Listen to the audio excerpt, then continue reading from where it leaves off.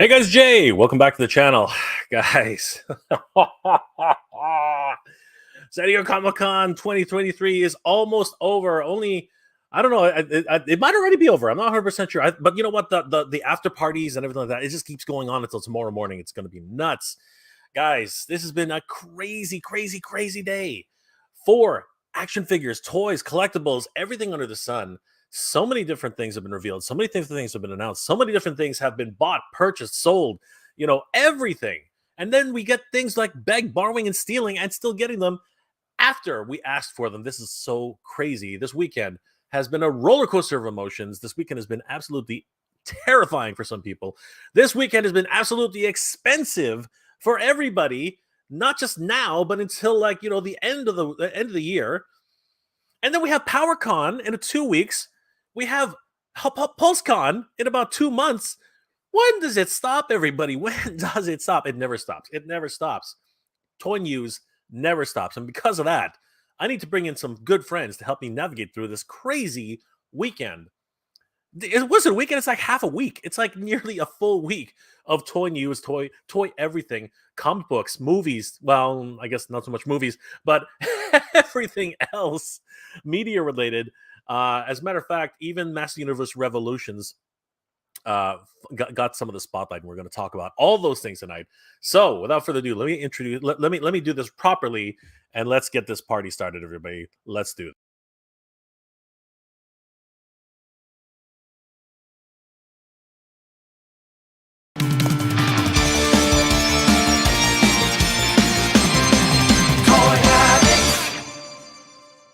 And before we go live, smash that like button, turn on notifications, and subscribe to the channel so you won't miss a beat.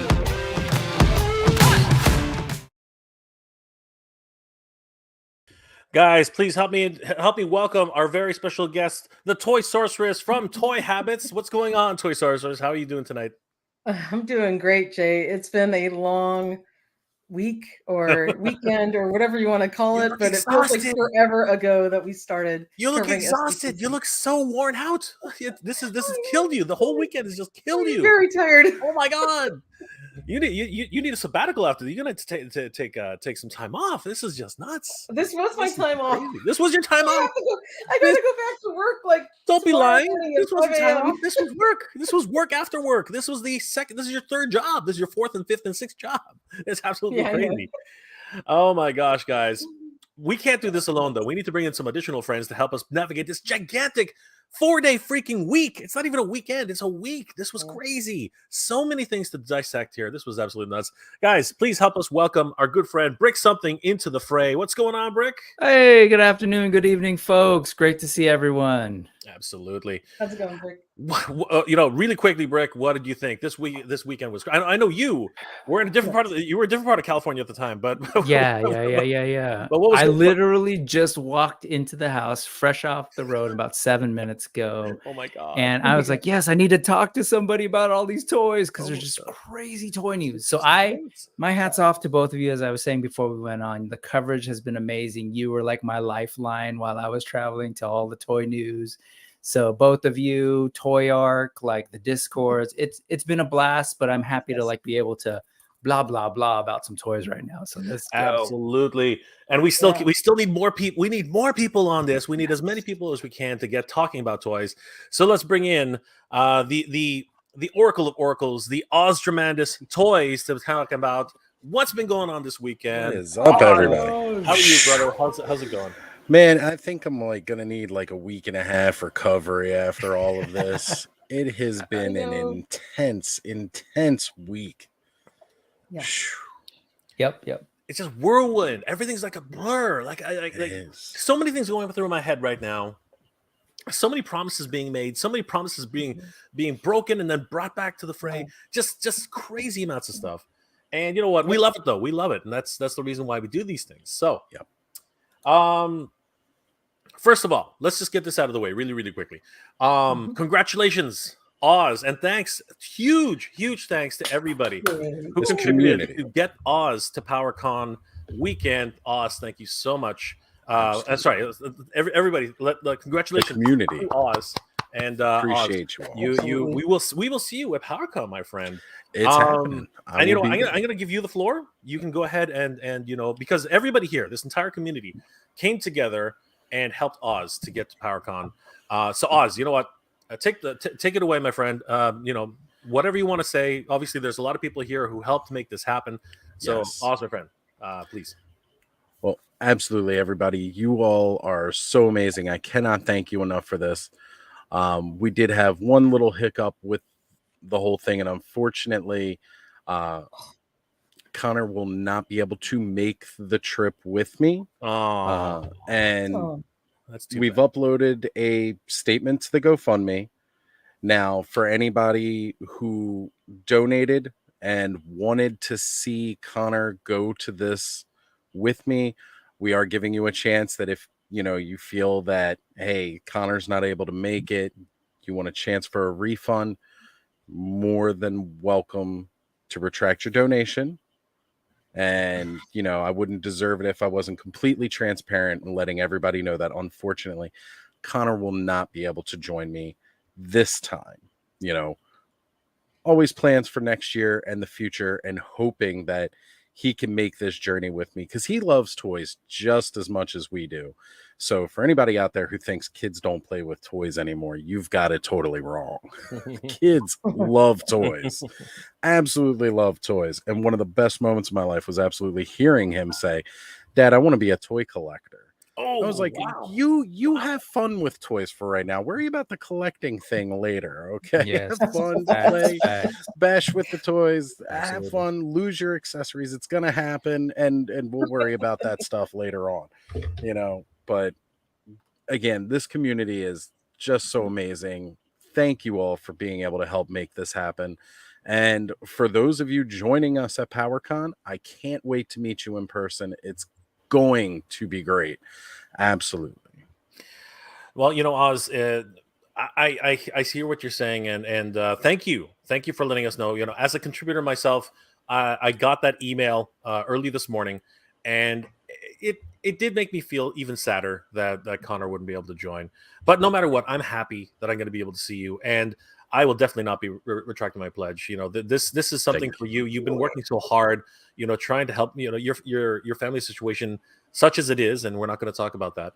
But you know, we're all here, and all of us who contributed, you know, at least for me, I can't speak for everybody else, but you deserve this, brother. Trust me. Like you give so much to the community, you give so much to everybody out there. You know, your whole channel, it literally is surrounding other people. It's not even mostly about you. The first two lines of videos is actually just dedicated to other people. So you know, for me, I wanted to make sure that you had a chance, and you know what, I'm hugely shocked and humbled by the generosity of this community. I can't believe it. Yeah, I want to say a huge thanks to the community for making this happen. You guys stepped it up, and thank you guys for everything. You guys are incredible. Oz, we'll see you at PowerCon, my friend. It's happening. Absolutely. I can't wait to get there. It's going to be so much fun. So, guys, if you haven't heard, I am going to be at PowerCon, and I hope to see everybody there who is not going to who's coming to PowerCon. Oz and I are going to be there. We're going to party. You know, going to see a lot of people, a lot of cool folks there. Ramen Toy is going to be there. Same thing with Hexastack is going to be there. Right, lots of different things. Pixel Dan is going to be there. Pixel Dan's going to be there. Right. A lot of our close channel friends are actually going to be there. Adam, Battle Ram Blog. Battle Ram Blog. He's going to be there. And I'll be joining him a little bit later with a few more attendees of PowerCon. Hello Dope Toys. It's going to be great. This is going to be amazing. It's going to be a giant toy tube party. Of course. I think Thundercats Classics is going to be there as well. So we're gonna meet with him. We're going to have blast. Yes. I heard a rumor. I'm not 100% sure if it's true or not, but I heard that Geek Dad Life might actually make an appearance there as well. So we might see Jay there. Nice. So that'll be a lot of fun. You know, it's going to be a lot of. If you guys are interested, definitely come meet all of us at PowerCon 2023 in Columbus, Ohio. It is going to be from the weekend of the 11th to the 13th. 13th. That's 11th right. through 13th. I can only make it for the Saturday and Sunday, but I'm pretty sure Oz is going to hold the fort for me while I'm not there, but it's going to be a lot of fun, guys. My first time back to the United States in over 3 years. This is so exciting for me. It's Wow. yeah. That's awesome. I used to go to I used to go to San Diego Comic-Con every single year. Like me and my friend David, we had the opportunity. We went every single year that we could, and couldn't go when the Comic-Con returned. And now having the first time in over 3 years, finally coming back to the United States, and I'm sure they missed me. I'm just kidding. It's going to be a blast. I'm sure there's going to be a lot of fun, guys. You know, if you see us in the hallways, if you see us on the tour, just literally reach out and say, "Hey, Oz, I watch your show." Yeah, for sure. I will be bringing Toy Frenzy stickers with me to hand out to folks who recognize me. And if you approach and say what's up, you're getting a Toy Frenzy sticker. I'm hoping I may be able to get a couple more things to just hand out and walk around with and give away. So be on the lookout, folks. I'm going to try. I can't make promises on that, but I already have Toy Frenzy stickers for folks. It's going to be a blast. I can't wait. You know, and guys, again, if you are there, definitely stop us, say hi, right? We don't mind. Maybe we'll take a selfie together. It's going to be a lot of fun. And of course, can't wait to see all the new attractions. I'm hoping for some brand new Revolutions news in 2 weeks, because a lot of Revolutions news happened this weekend. Oh my God. We're going to get into that right now. But before we do that, everybody, first of all, one more time, thank you to everybody in this community for coming together and making all of this happen. It's because of you guys that we do this, and we want to thank each and every one of you guys for stepping it up. And thank you guys. You guys are absolutely amazing. So, how is everybody? You know, this has been one heck of a weekend. Toy Source is about to collapse from exhaustion. Break Something just walked in the door. He's ready to collapse from exhaustion. Oz just came back to work. We're all dead tired. But we want to talk about Michael's out on assignment right now. Michael's on assignment right now. Some stuff. And I woke up late this morning because I couldn't fall asleep last night, and I get up and he's already written a whole bunch of articles, and I'm like, take a break today. So we are beat. But it's been a blast hanging out with all you guys this week. I know we've hung out multiple times, and so many incredible things that came out of Comic-Con, and the whole community just coming together and hanging out all week long. It's been great, but boy, am I tired. I woke up 2 days ago. I was listening to you all in Pasadena, California, down in the LA area. Last night I fell asleep to your coverage, just sort of listening, and crashed out in a Tascadero, California. Oh, I know where that is. And now I'm back here in South San Francisco. Wow. So I'm ready to geek out, and let's do it. Let's talk toys. It is time. I'm just kidding, guys. Jay's like always up, man. He's like, the other night he goes, "Oh, you want to jump on my stream?" And he's like, "What time was it? My time, like 11 o'clock or 10 o'clock? I don't know." But you were up, and you were still up and going till the middle of the night, my friend. And then you were texting me early the next morning. I'm like, "Did you get any sleep? You should be tired, Jay." What is this mystical? He's been up all night. What is this mystical thing you guys are talking about? I have no idea. What is this sleep? What is this sleep? What is sleep that you speak of? What is this magical thing you guys keep talking about? It sounds so wonderful. You know, I wonder what sleep is. What is sleep? Just before we get started, everybody, let's take a look. Let's say hi to everybody who's in the chat. We have a lot of great people here. Of course, a lot of great community members, and there's some Toy Habits crew in here. There's some Brick Something crew. There's some the Ostermandas crew. Let's say hi to everybody here. Slammer Jack is in the house. What's going on, everybody? Half an hour to kill. Woohoo! Is Oz going to be going off to Comic-Con? Yes, Oz is coming to Comic-Con, everybody. Well, not Comic-Con. PowerCon, my friend. It is PowerCon. Jabbar Robin, what's going on, my friend? Wilson has done it again. Another auto-transforming transformer. It's time. If you have $2,000 to spend. Jesus. Oh, my God. You might have, but then you probably spent it all this weekend. 2.5 Cats Lairs. Yeah, I was going to say. Yes, crazy. Yes, crazy. With tax and shipping. It is just nuts to think of to think just how much that is. Grimlock is easier on the Space Danger. Yeah, absolutely. There's no question about that. He is 100%. Danny Phillips is in the house. Good to see you, brother. Toy Geek Source is in the house. McFly Toys, what's going on, my friend? Frankie Rivera is in the house. Toy Room of Insanity sounds like a great place. Wow. Good to see you, brother. Quib is in the house. RC's in the house. Cycle Hot's in the house. Skyfall, what's going on, my friend? Ryan Lay, happy Sunday, dude. Too bad, Dad. What's going on, Too Bad, Dad? Doing well, my friend. MIS1, Classified stole the show. Yes, Classified did steal the show. Daniel Heron, Mega J Retro. What's going on, Daniel? How are you doing tonight? Nolan, of course, good old Nolan. Wonderful channel member. Thank you for being here, brother. Mike P. Jay, what a week, huh? Yeah, what a week, bro. Joe Kuhlman. Bye money. Bye moolah. Yes, bye moolah. Old IT guy, evening. Good to see you. Good to see you, old IT guy. El Bunker de Recoil. Hi, I'm Luis Recoil from Canary Islands in Spain. Greetings. Hola, my friend. How are you today? ¿Cómo estás? I hope you're doing well. All the way from the Canary Islands. Wow. No one again. Dwayne Oatley. What's going on, dude? Has the ghost been funded? Not yet, but it's only 1,000. It's less than 1,000 away. It is less than 1,000 away. It's 2/3 of no, not even. It's like it's pretty much there. It's pretty much there. Nolan, hey, Toy Sorceress. What's going on, Nolan? How you doing tonight? I know. Jeff Todd is in the house. We need X-Men Jet as a HasLab 6-inch figures. You know what? At this point, it's possible. In my opinion, a Quinjet or a Raven is very, very possible. You know, a Night Raven. Emerald Knight's photo. What's going on, John? How you doing tonight? Hey, Toy Sorceress. Lord Hoagie. Let's see here. Some dude named Brick Something is in the house. What's going on? Let's see here. Anybody else? Robin Prime 1982. It was at Connecticut and found some Super Sentai Gold. I got SH Figure Arts, Value Eagle, and Sun Vulcan for $45. Dude, you're rocking it. And a Blu-ray copy of Mazinger SKL for $15. Holy crap. Wow. Dude, you're killing it, man. You are killing it. CD Penel. How about a Go Joe book for every figure? Sure. Why not? Let's shoot for the stars. Let's shoot for the stars, buddy. Let's see here. Mega Man Blade, guys, what was your favorite reveal of SDCC this year? We're gonna get to that. We are gonna get to that, dude. Don't worry. We will all discuss our favorite reveals in a round robin. It's gonna be a lot of fun. Too many though. It's really hard. It's a lot. Right? It is really, really, really hard. Cora Burlett, what's going on, my friend? All the way from Germany. Good to see you. Let's see here. Anybody else we haven't said hi to yet?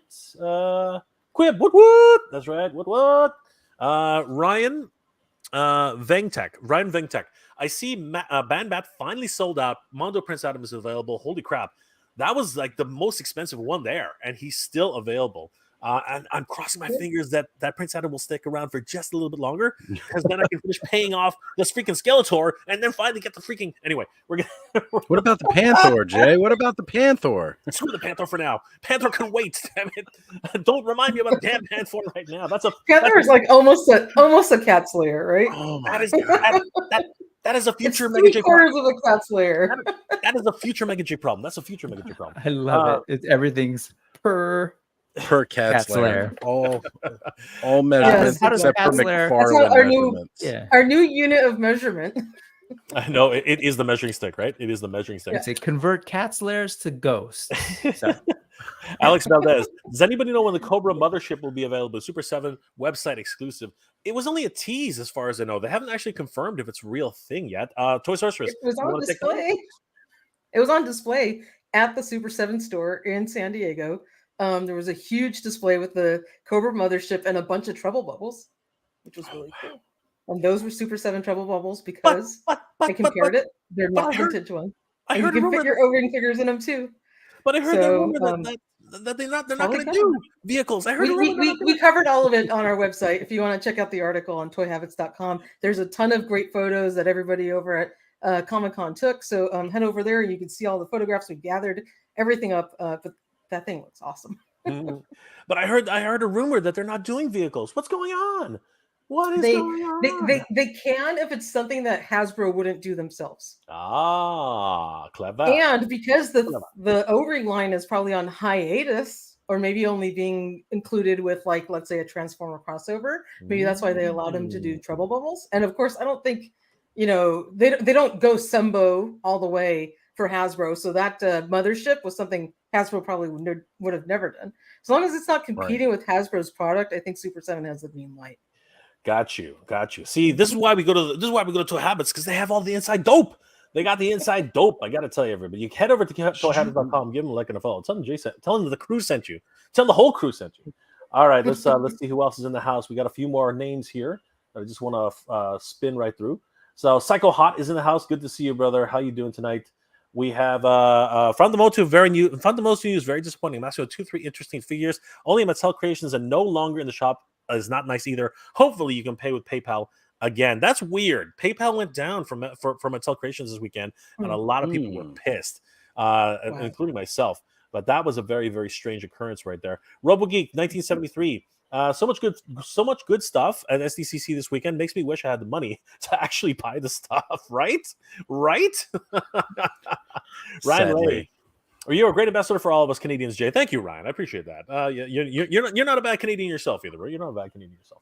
Joe Barrett. Hey, everybody. Thank you all for the hard work. SDCC was over the top this year. It really was. It was a wonderful, wonderful return to form for SDCC. Robert Alessandrini. What's going on, my friend? How are you doing tonight? The Weekend Gamer. What's going on, the Weekend Gamer? Hey, Mega J, locked and loaded to watch the show. Well, you know what, my friend? We are well on our way. Thank you for being here tonight. Eric Perryman, good to see you, brother. Shredder's Ooze. What's going on? Nice name. That is a good name.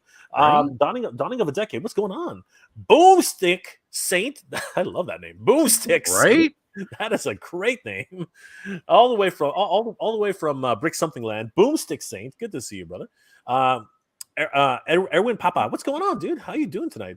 Psycho Dad's in the house. Black Genghis is in the house. What's going on? Dawning of a Decade. What's going on, brother? Jabbar Robbins. Actually, the auto transform gorilla was $1,500. I'm talking Canadian, dude. I'm talking Canadian. It's $2,000. It's $2,000. $2,000 to get it up here. Sorry, just to buy it. To get it up here is a different story entirely. Michael Lennon, what's going on, Micah? How you doing tonight? Always good to see Micah in the house. Juice Stained Comics. Dang. Yeah. Something about them comics. Good to see you, brother. How you doing tonight? Big Ribs in the house. John Brooks, all the way from the Philippines. The Irish connection in the Philippines. How you doing, my friend? M-Rider777 just came back Saturday from San Diego Comic-Con. Cat's Lair. OMG, yes, my friend. I wish I was there. We're actually gonna take a view from the venerable Mad Hatter reviews. We're courtesy of the venerable Mad Hatter reviews. We're gonna take a look inside the depths of Cat's Lair tonight, and we shall investigate if this is worth $650. Bryce H is in the house. What's going on, my friend? Thanos Copter, Paul Morales. Good to see you, my friend. Charlie Weaver. What's going on, Charlie? How you doing tonight, brother? Let's see here. Anybody else? Neo Celestia, my friend. How are you tonight? Pokes her head in. Hey, people, don't leave. Don't leave. Like, stay. Please stay. Old IT guy, what's going on? We're getting to the end, everybody. Allison Troy's in the house. What's going on, Allison? Always good to see Allison in the house. William Randall. We're almost there. Jer Bear. Not that I didn't want to say hi to her. I want to say hi to everybody. The Flash. Sorry, Jerry Bear, what did you say? The import fees to U.S. to Canada hurt the wallets. They killed it. Just kill it with fire. That's what they're really doing. Flash 739. What's going on, Flash? I love by the way, I love the Flash movie. It was the CGI was absolutely horrid, but the movie was actually pretty good. Onryu 83. Happy Shark Week. You always reminding me of Shark Week. Is that a thing? Shark Week is definitely a thing. It's a big thing. Apparently so. It's a thing. Apparently so. Yeah. Jer Bear, HasLab is $880 Canadian for me. Yes, and then you freaking import it, and then it's crazy. It's crazy. It's just nuts. But you know what? Everyone deserves a chance. Everybody deserves a chance. Dwight Johnson, what's going on, Dwight? How you doing, my friend? Masters of the Mini-Con, Rob, what's going on, Rob? How you doing, brother? Good guest and co-host, of course, Rob. Rob, you're always welcome to pop in if you wanna hang out for a bit. Let me know. Mr. Reckless, what's going on, brother? Nolan again, Flash, and of course, William Randall. We need Birds Week. We need Birds Week. Yes, we need Birds Week. 100%. Absolutely, my friend. All right. Woo! Thank you guys for being here tonight. Man, what the chat is hopping tonight. Thank you guys for being here. It's so much fun talking toys. So let's get to this, everybody. All right. Straight up. First thing that comes to your mind, everybody say it at the same time, then we're going to go around. What was the first thing that comes to your mind when you think of San Diego Comic-Con this year? Ready? In 3, 2, 1. Cat's Lair. Cat's Lair. Oh! Yeah, it's definitely been the Cat's Lair. Huge drop. Did Brick just give up? He didn't actually say anything. Nah, I said I gave you a hoe. He gave us the Thundercats hoe. Thundercats. Oh, you give the Thundercats a hoe. Oh, I got you. Oh my let me god. the same with that lion. Yeah, like is that a definitive? Is that a definitive best of show? Like just by what we said here, is I'd that say like one of the top, for this congregation? Mhm. Is that actually a definitive best of show at Yes. this point? Yeah. And dare I say it? Dare I say it? It might have beat Eternia only because Eternia has been a product that's been made and they remade a product, but the Cat's Lair was this small, much smaller place. Yeah, the old Cat's Lair and was they nothing. reinvented the entire thing in yeah. a whole world. Oh yeah. Totally new. I love Eternia. Please don't get me wrong out there. What I'm saying is the Eternia was, because it's Origins, it's a remake of the vintage playset with augmentation, right? So a little bit better, better mechanics, better, better accessories plastic and all that stuff. But we've seen it before. It's been part of toy history. But a Cat's Lair that is this ginormous 6 or 7-inch scale playset with electronics and all of the rooms and everything that they've included with it. That's why that knocks it out of the park. And by just a smidge, because the Eternia playset was incredible last year. But the fact that Super 7 was able to actually achieve what they did with the Cat's Lair playset's incredible. All right, I said my piece. No. I don't want anyone getting upset. But I just think it was really awesome that they actually had the nerve to pull it off. No, no, but you're right. You're actually, you know what? You're absolutely right. Well, just here's the thing. Okay, here's the thing. Castle Grayskull classics, right? I guess it's the definitive 1/6 scale. Here we go again with that scale thing. It's the definitive 1/6 scale playset, right? Up until like at least for now, right? Then came Snake Mountain, right? Snake Mountain was considered to be a great playset. However, it's not definitive, and I'll tell you why. It's not definitive because it has nothing. It's a freaking big, open, empty freaking mountain. Like I own this thing, and I can admit to the fact that this has no play features whatsoever. You got a trap door. You got a trap door over here. You got a throne over here. You know what I mean? You got a speaker, which you got a microphone here, which doesn't actually work. You know what I mean? You have what would have been a working USB console on this side, like Bluetooth console on this side, which would have actually done something. You got a bunch of monsters down there. You got some waterfalls. You got a jail cell which can only hold one, which can't even hold a person. The jail cell can't actually hold anybody. It actually presses them right up against the freaking jail cell wall. It is so ridiculous, right? Look up anybody's reviews on that jail cell. Basically, you got to cut people up to get in there. It's ridiculous. Okay, it can hold young ladies. That's about it. Only the young ladies can fit in there. You can fit about 2 of them. But everybody else is, there's nada. No. No comprendo. It's not going to work. It's not going to happen. Other than that, it's really just an environment. It's an environment, and as long as you like spooky, dungeons and empty spaces, it's a great playset. Which is not a playset; it's just an environment. Truthfully, I'm being perfectly honest here. Cat's Lair is a playset. Eternia is a playset. There are lots of things to do. You can play with. There's elevators. There's moats. There's there's snakes which attack a monorail. There's a freaking monorail. You know what I mean? Eternia is awesome.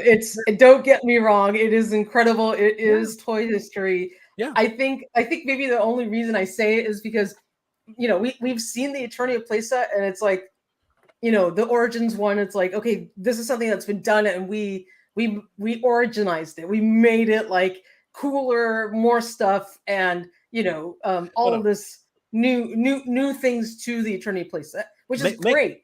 But we never thought in our lives we were gonna see a 1/12 scale Cat's Lair. I mean, big ass.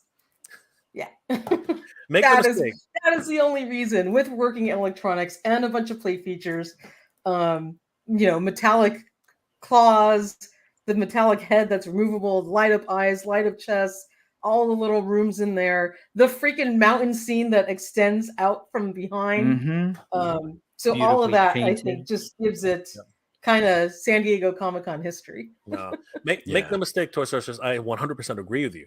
Although Eternia has all these great things, including a motorized tram, right? Oh, it's sorry. spectacular. Yeah, I'm sorry, but the Cat's Lair, it completely overshadows all of that. First of all, it's a brand new playset from the ground up, meaning that it was purposely built, right, without all the without all the shortcomings of Eternia, because Eternia as a design playset, the original one falls apart on you. It's the most brittle piece of plastic you've ever seen. Like anybody who has an intact version without replaceable tracks, congratulations to you, because that thing is just fragile as hell, right? Oh, and absolutely. even with this new version, I can foresee a lot of problems with it. Like, I'm not even joking about that. All right, I can see a few problems with it. So please be careful when you open up your. I'm going to be very, very careful when I open up mine, but be very, very careful. The Cat's Lair looks like it's solid as hell. Did you see how thick those plastic pieces were? They were huge. The claws go up and down, and according to the multiple walkthroughs by the Super 7 team, the latch that's there on the prototype is not going to be there in the final version. No, it's going to be ratcheted. It's going to be ratcheted. Yeah, it's crazy. Just resin prototypes. Yeah. Oh, just beautiful. Yeah. What playset actually has light up features anymore? Right? None of these gigantic playsets have any light up features. Swappable screens. Right? This thing stole the show, and it was a literal. Gorgeous. This Cat's Lair, the light up LED display too. I mean, with this one, this Cat's Lair playset found San Diego Comic-Con in the middle of the jungle, started rolling it into a ball, and started playing with it. It's freaking crazy. It is crazy. And the fact that they even attempted it is my whole thing. Exactly. Like Super 7, this small, not small, but a boutique toy company. Yes, we're not talking about Mattel. We're not talking about Hasbro. A boutique toy company said, we are going to build something that's never been done before. And they pulled it off. And not only did they pull it off, they stole the show. They made it incredible. They blew our minds away. I think the playsets, more than I ever would imagine it would have been, they did a fantastic job. I believe so too. And you know what? Here's the thing. Let's go ahead. Here's the thing. Okay, be truthful. Be honest, everybody. Honestly, in 3, 2, 1, yell out how much you thought this was going to be, and then I'm gonna go back because nobody's gonna hear what we're saying. But in 3, 2, 1, yell out what you thought this thing was gonna cost.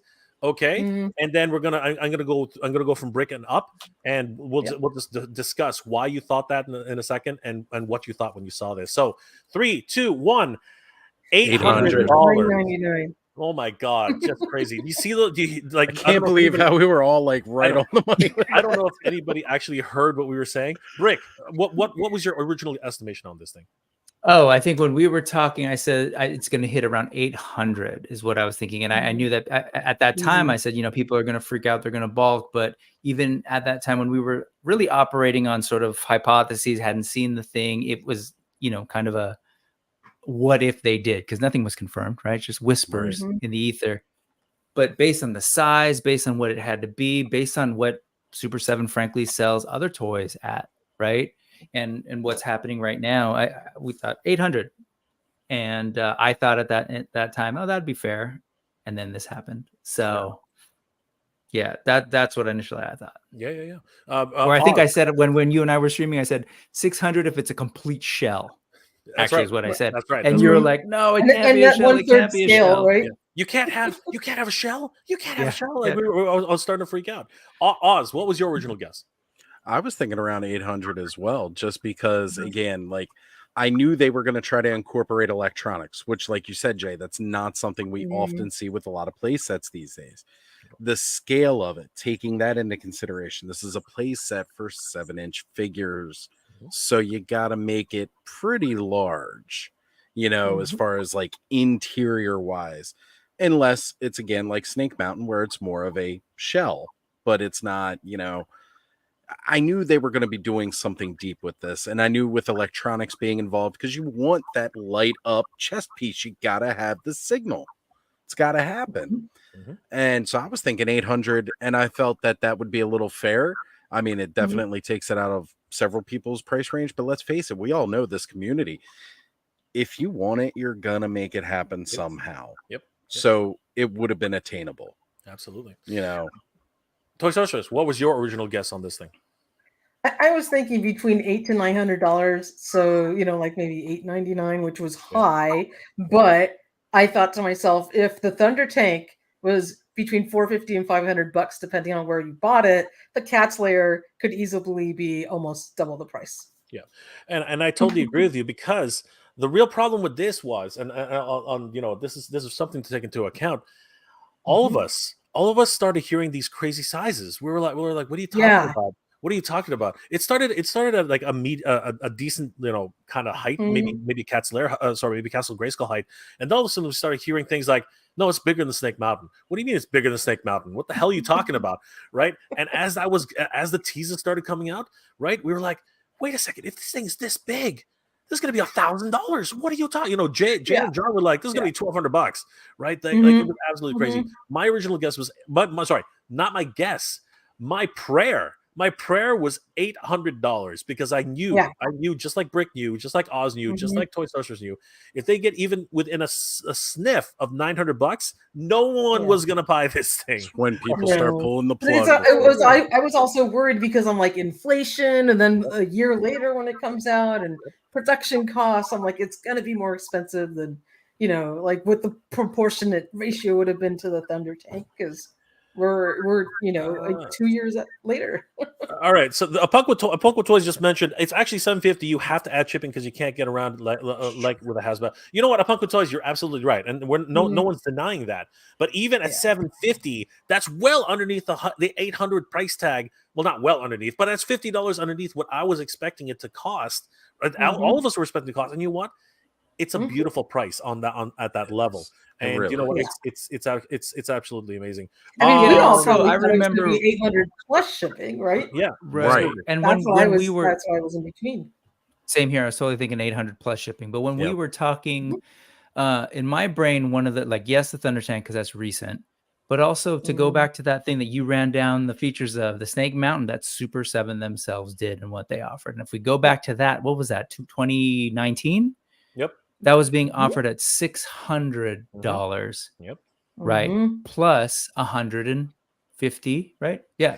150 shipping. Number. It's the exact. So here we are in 2023, 4 years later, $650 plus $100 shipping. So it's really hard not to sort of like look at that and be like, yeah, it's a good price. Now I think Allison pointed out that Kyle from Super 7 was on Geek Dad Live and said that, they were thinking it was going to be higher, but they pulled that price back. Absolutely. And you know what? Good for them. Because I think it's a really smart price. 100%. It's a really smart price. 100%. Brick, do you know a Punk with Toys? Do I know? Yeah. Do you know? Yeah. We all know. We all know Lawrence. Yeah. All right. I mean, I've watched his stuff. Yeah. Do you want to, if Punk with Toys, if you want to jump on, Brick can share the link with you if you're interested. Let us know. I've already got it up right now. All right, cool. Share it with him. I'm always happy to promote up and coming YouTubers. I was there. We've all been there, so you know what. It's always great to give guys. And I want to just talk. I just want to talk about this kind of stuff. All right, so looking at the Cat's Lair itself, guys, this was a crazy time, because when you think about it. Where'd it go? I'm losing it. There it is. Yeah, when it first started, right? It was out the gate running. It was absolutely crazy. The first day, halfway through the first day, it was all the way up to 657 backers, and then it went to where I had all these set up. Why are they not here anymore? This is what happens. This is what happens when all this goes. You open way too many windows. I know. Whatever. Too many windows. Screw it. What happened today? This is like 2.5 days later. It is now hitting refresh. I know what it's at. I know you know what it's at. We got to show these people. I just looked at it. Look at this. Look at this thing climb. Look at it climb. Look at it climb. It keeps climbing. 1,070 backers. This continues to climb. Oh my gosh, guys. We are pretty good. We are already 1/3 of the way to our funding goal, everybody. And remember, and this is very important, anybody who gets in on this before July 30th, you will receive the key of Thundera, a full 4-inch life-size key. All right, four With a inches leather strap. with a leather strap. Leather strap. Who doesn't want a leather strap? I was gonna say everybody loves a leather strap. Where's The Especially on vegans, Untold. where's Caleb? the Where's vegans Caleb? don't want the Where's leather strap. Allison? Where's Allison? Where's Caleb when we need them? One of those two is gonna say something. What is it? Allison said the thing I wasn't expecting. Pixel Dan, the OG toy tuber. Yes, Pixel Dan is the OG toy tuber. Allison. Wonder 10, what's going on, brother? Yeah. I live 20 minutes from the Super 7 shop. Let me pick it up there and let me save $100 shipping. You know what, Donder? They might let you. What's for you? They might That would be let a good you. I way to mean, do if you go over there, you walk over there, you talk to Brian, Burke, that's an idea for and you. you say, please, Brian, please, I don't want to spend the extra $100, please. And he might just say, They might say that if tell that him I person is sent you. referring to the San Francisco store. If you're talking about the San Diego store, that might be a different No, the San conversation. Francisco store. You know what? It is bigger than the one in Because it's San Diego. arriving At up the end of the here. I'm pretty sure they'll Oh. have I'm pretty sure they'll have boxes in the back. You know what I mean. And if you beg him Yeah. really nicely, he might just say, "All right, buy 2 Chrome Silverhawks, and we'll call it a deal." Oh my God! Don't get me started with those. I lost my shit when I saw that. You have to promise. You have to promise to buy 2 Chrome Silverhawks. Not one. You gotta buy 2. Steelheart and Quicksilver. You gotta get both. You gotta get them both. And then Brian said that the other 2 are coming in the next wave. Honestly, Steel Will and Bluegrass. let's. You know what? Let's just. In the back. What the hell? Let's just talk about it. Let's just talk about it. Okay. Over. I would have brought up Toy Habits. It was just easier to bring this one up, but over at Toy Arc. I understand. Just kidding. No, don't hate me. I'm totally joking, Jay. I'm totally joking. You're good. You're good. He's lost in the tabs. Thank you to Toy Arc, though. Thank you, Toy Habits. Absolutely. Toy Arc did. I got a lot of this was photos my from them life, too. So man. huge shout out to Toy Yeah, Arc. I saw Huge. that on your thing. Absolutely. So well They organized. are awesome. I do it every We year. credit with them, of course. Yeah, no, They wonderful. are stuff. incredible. Oh God, they had an article out for San Diego Comic-Con 2023, Silverhawks, Misfits, and TMNT, but who cares about this stupid van? I don't care about it. No, I'm just kidding. the van is Yes, coming, yeah. everybody. The van is coming. That is their salsa flavored version. This is I think that's this is the Pico de Gallo. This is the Pico de Gallo version. de Gallo. I love This is the it. Pico de Gallo version. That is what it is. The Pico de Gallo version.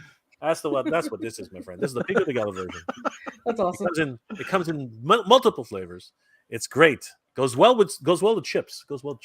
Turtle taco Absolutely. truck. It is a beautiful. You know what? Seriously, all joking aside, it is beautiful. It is beautiful. Is it $400?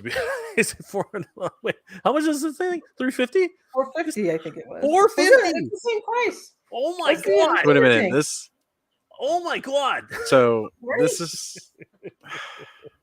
Now you got me judging. Like, okay, they're gonna be like, we'll sell we're gonna sell a Cat's Lair for $650. Plus, you got your $100 shipping. But for $200 less, you can have a VW bus with turtle shell wheels. Yeah. It's a little hard. $475 on Entertainment Earth. $475. I'm looking at it right now. Do you believe I mean, that? it's beautiful, and I love It the look is, of but- it. It brings me right back to my childhood of playing with the original one, and that's really what it is. It's a huge, expensive nostalgia tax on that. Yeah. Apparently. I honestly think, to go back to Kyle Wadiga or Lodiga. Sorry if I'm mispronouncing that. I'm not sure which it is, but Super 7 art director who worked on this thing. He did mention that they were looking to charge a higher price for that Cat's Lair. That's So and then they pulled it back. So that's a tricky thing with this, right? It's like you have to really figure out what's that sweet spot that the market will bear. Yeah. And I think they were staring down. They were probably saying the same thing that we all were here. Like, Right. ooh, you start getting close to that $1,000 mark. Well, So But do you I guys, think do they've you guys also think? listened. Oh, go ahead, Toy Sorry, Source. go ahead, Oz. I was going to ask a question to all of the whole panel and maybe the chat as well. Do you guys think that the fact that they made this a crowd-funded project helped reduce their risk in making the Cat's Lair, therefore allowing them to be able to cost control and bring the cost down for all of us? Because they knew we have this many sets sold and we know what our profit margin is going to be, and we can make it for that much money, and we've made a profit, and this is safe for us. So I think, do you think the crowdfunding model is what allowed them to keep the price lower? Yes. Yeah, it's funny. This was the start of our conversation. A few of us here's conversation. We started talking about crowdfunding, right, as a general topic, and we were looking at the and so I do think, again, to pick up on some of that conversation, this does a couple of things. Yes, it allows them to say, okay, we know X number is accounted for. We're good. Everything else is gravy. I think it also is crowdfunding by design is like a big marketing tool, a massive marketing tool to be able to engage people in a regular conversation about this thing, do regular check-ins, right? Make a big splash. They knew San Diego was coming.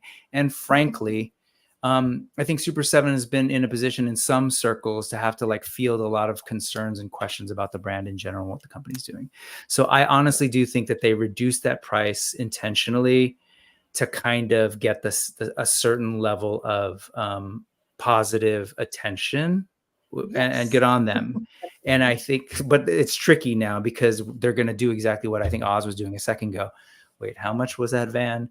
How much is this thing? So the next time you're going to hit me with something else, what's it going to be again? What's that number going to be? So I think the crowdfunding thing is just, you know, it like we said last time, it's new. I think people are trying ways that they can sort of use it. But I will say, and we'll get back to this maybe when we start to transition, I think we're in the middle of a sort of an arms race, right? I think that the toy arms race is ratcheting. Like that's these last couple of days, I was like, man, like what is going on? Yeah. Cats Lair, great. Hasbro's like, hold my beer. Check out the ghost.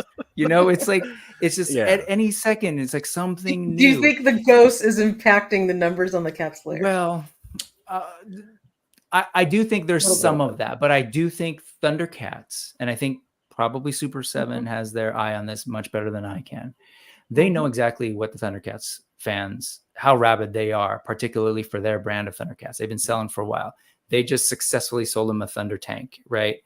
And so they have a sense of what the numbers are. They plan this thing accordingly. So I think they're planning on the people who are already like are invested in the Thunder Tank.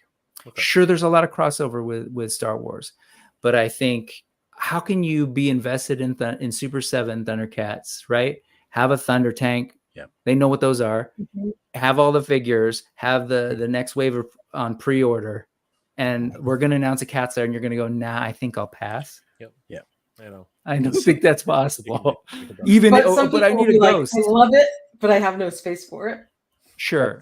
But how many people love the Eternia High Toy Sorceress and didn't have a plan for it? I had to move rooms, Brick. I had to take over a second room in our house. And that's the only reason I'm going to make space for it. Toy collectors like nature. Toy collectors like nature will find a way. Absolutely. That's it. Exactly. Oz, I know you got to get going pretty soon. Last thoughts. You know, what was your impression of San Diego Comic-Con 2023, Oz? What were your thoughts? I'm gonna just throw it out there, man. We're getting more Golden Girls toys coming, right?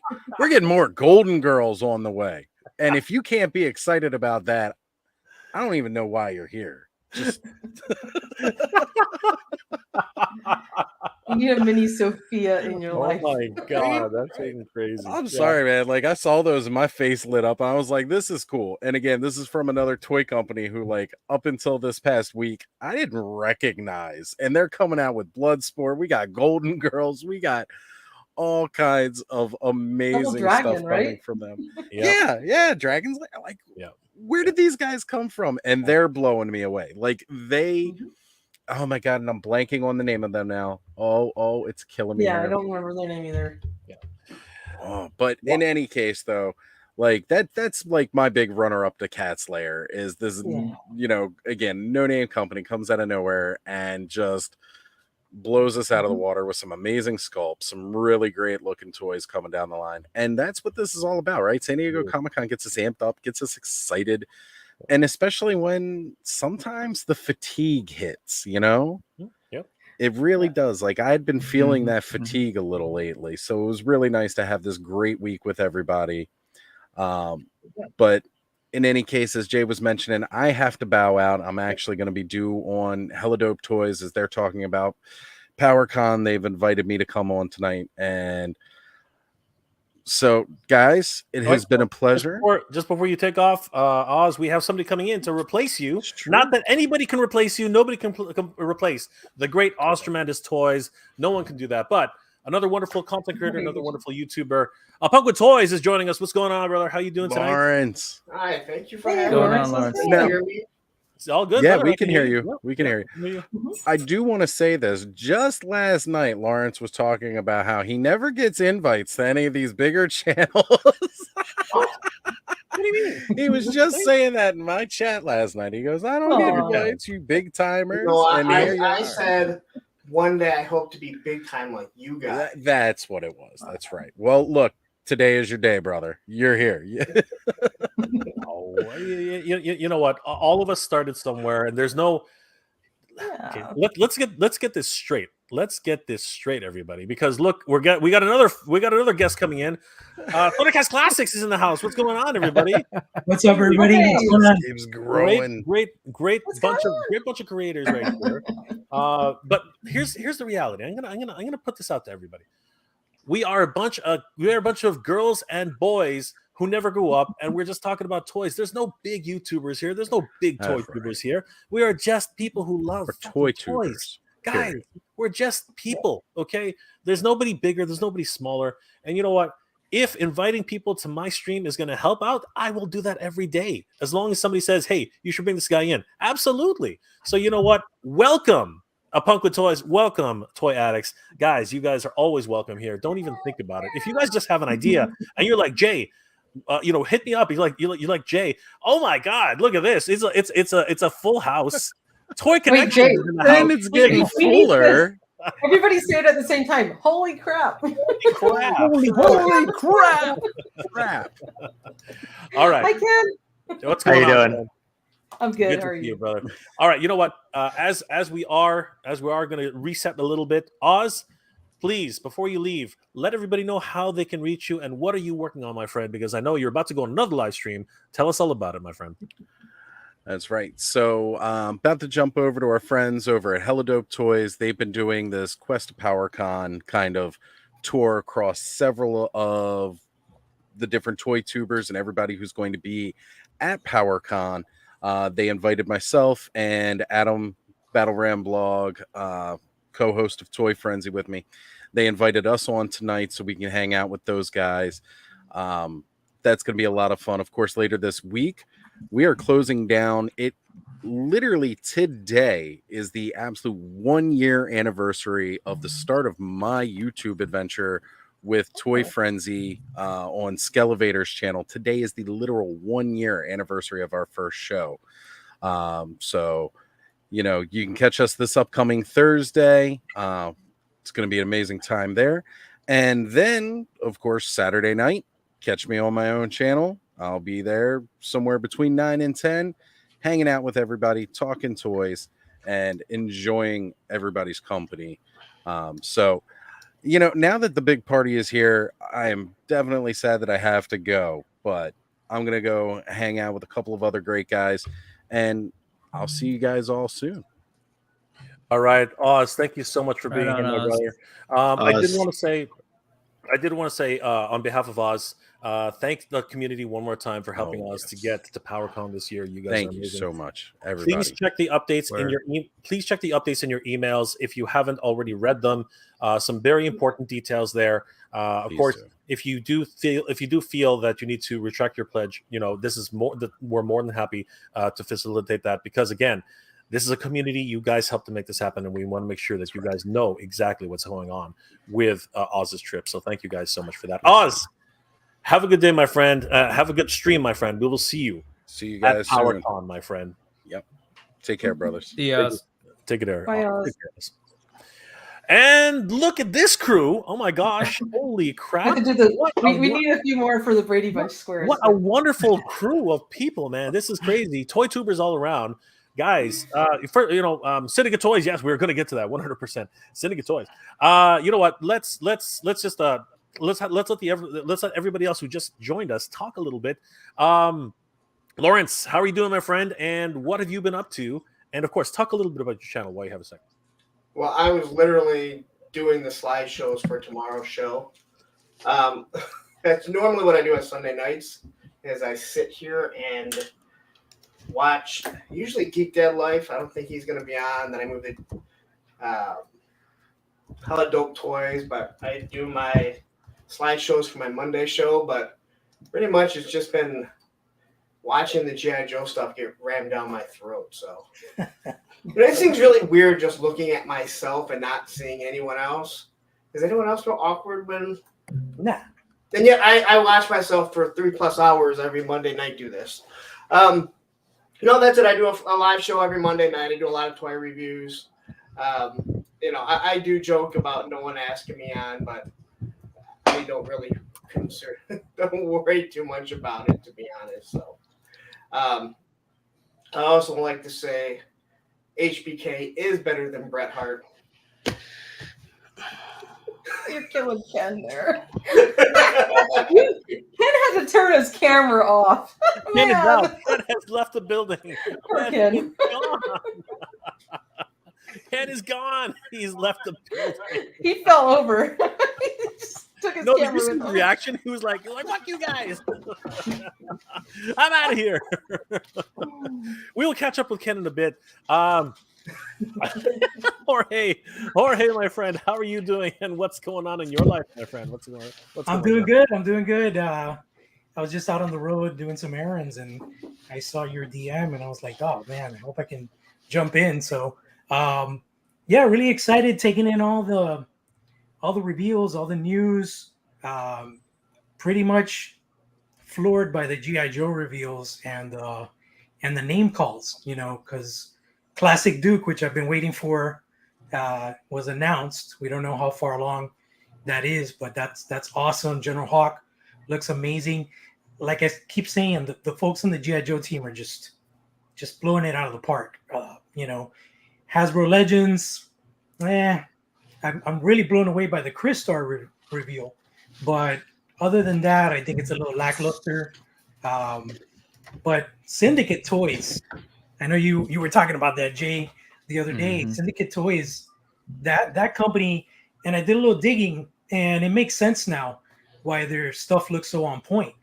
Syndicate Toys is owned by Jerry Macaluso, which is owner and creator of Sota Toys, who sold off Sota, and then he created Pop Culture Shock Collectibles, which he also sold off. So I guess this is his new baby.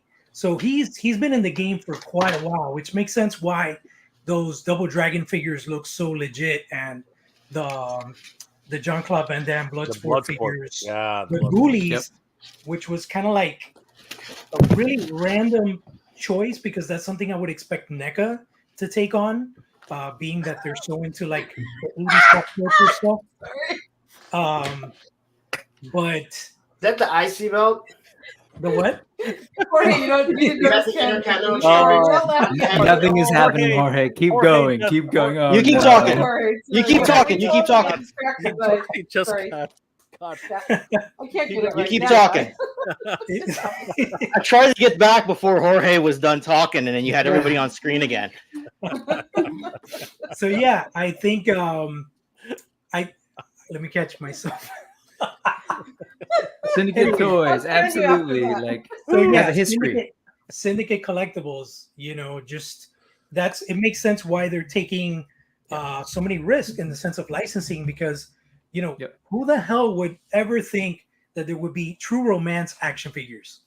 I mean, it's one of my favorite pop culture type of 90s films, but wow, I would never expect a toy line from that movie. So Jerry must be a big fan of that film to take on a license like that. Golden Girls, I mean, just very rando choices, but a lot of the stuff is amazing. The Pumpkinhead, 1/12, 1/6, and quarter scale statues. You could tell he loves Pumpkinhead as well. Mondo, of course, with the reveals, the Trap Jaw. We spoke of that on my live on Thursday with Jay, and we're going to PowerCon, Jay. So I think we're gonna have first dibs at that Trap Jaw to place the pre-order at the show. So I'm excited about that. And of course, Cat Lair. I can't stop talking about Cat Lair. You know, it's kind of like bittersweet, right? That Hasbro chose to reveal the ghost at Comic-Con, because I feel that's taking away from a lot of potential backers for Cat Lair, because obviously Star Wars is a phenomenon. Star Wars is something that, you know, can't be reckoned with. So I really want to see Cat Lair become reality. I know they're past 1,000 backers, but something tells me that counter is not right, because sometimes, you know, it goes on like a whole day and you only get like 20 backers. I don't think that's accurate. And one of the big things is that there's no Canada partners for delivery, and I'm sure Brian's working on that. I really want to see if I can get in touch with the folks at Super 7 and see what's going on with that, because I know I've had a lot of people DMing me and asking me about distribution in Canada. I think that's really affecting the backer numbers for Cat Lair. And the ghost, don't get me wrong, it's beautiful. It's something that, you know, Star Wars fan dream come true.